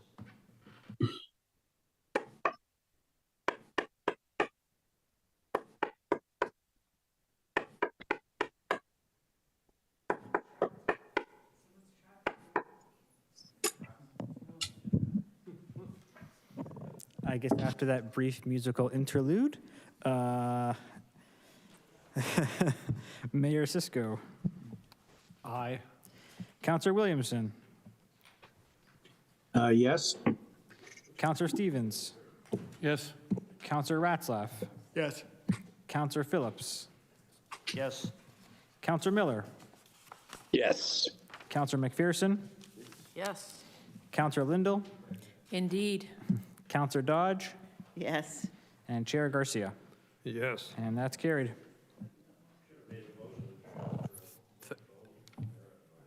Thank you, everyone. So 9 is motions. We have no motions. Notices of motion. Does anybody have a notice of motion? Seeing none. Any report requests? Seeing none.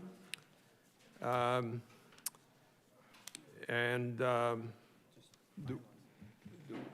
we need a motion for the closed session? No.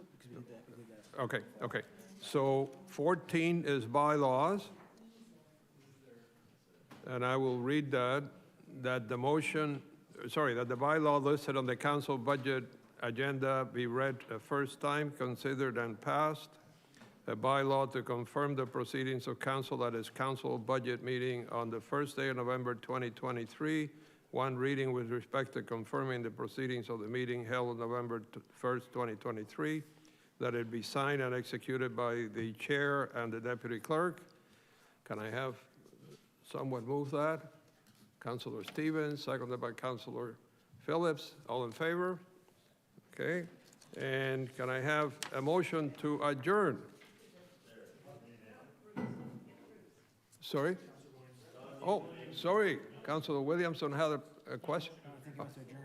Oh, you're adjourning us? Okay. Thank you. Okay. All in favor of adjourning? Okay. Thank you, everybody.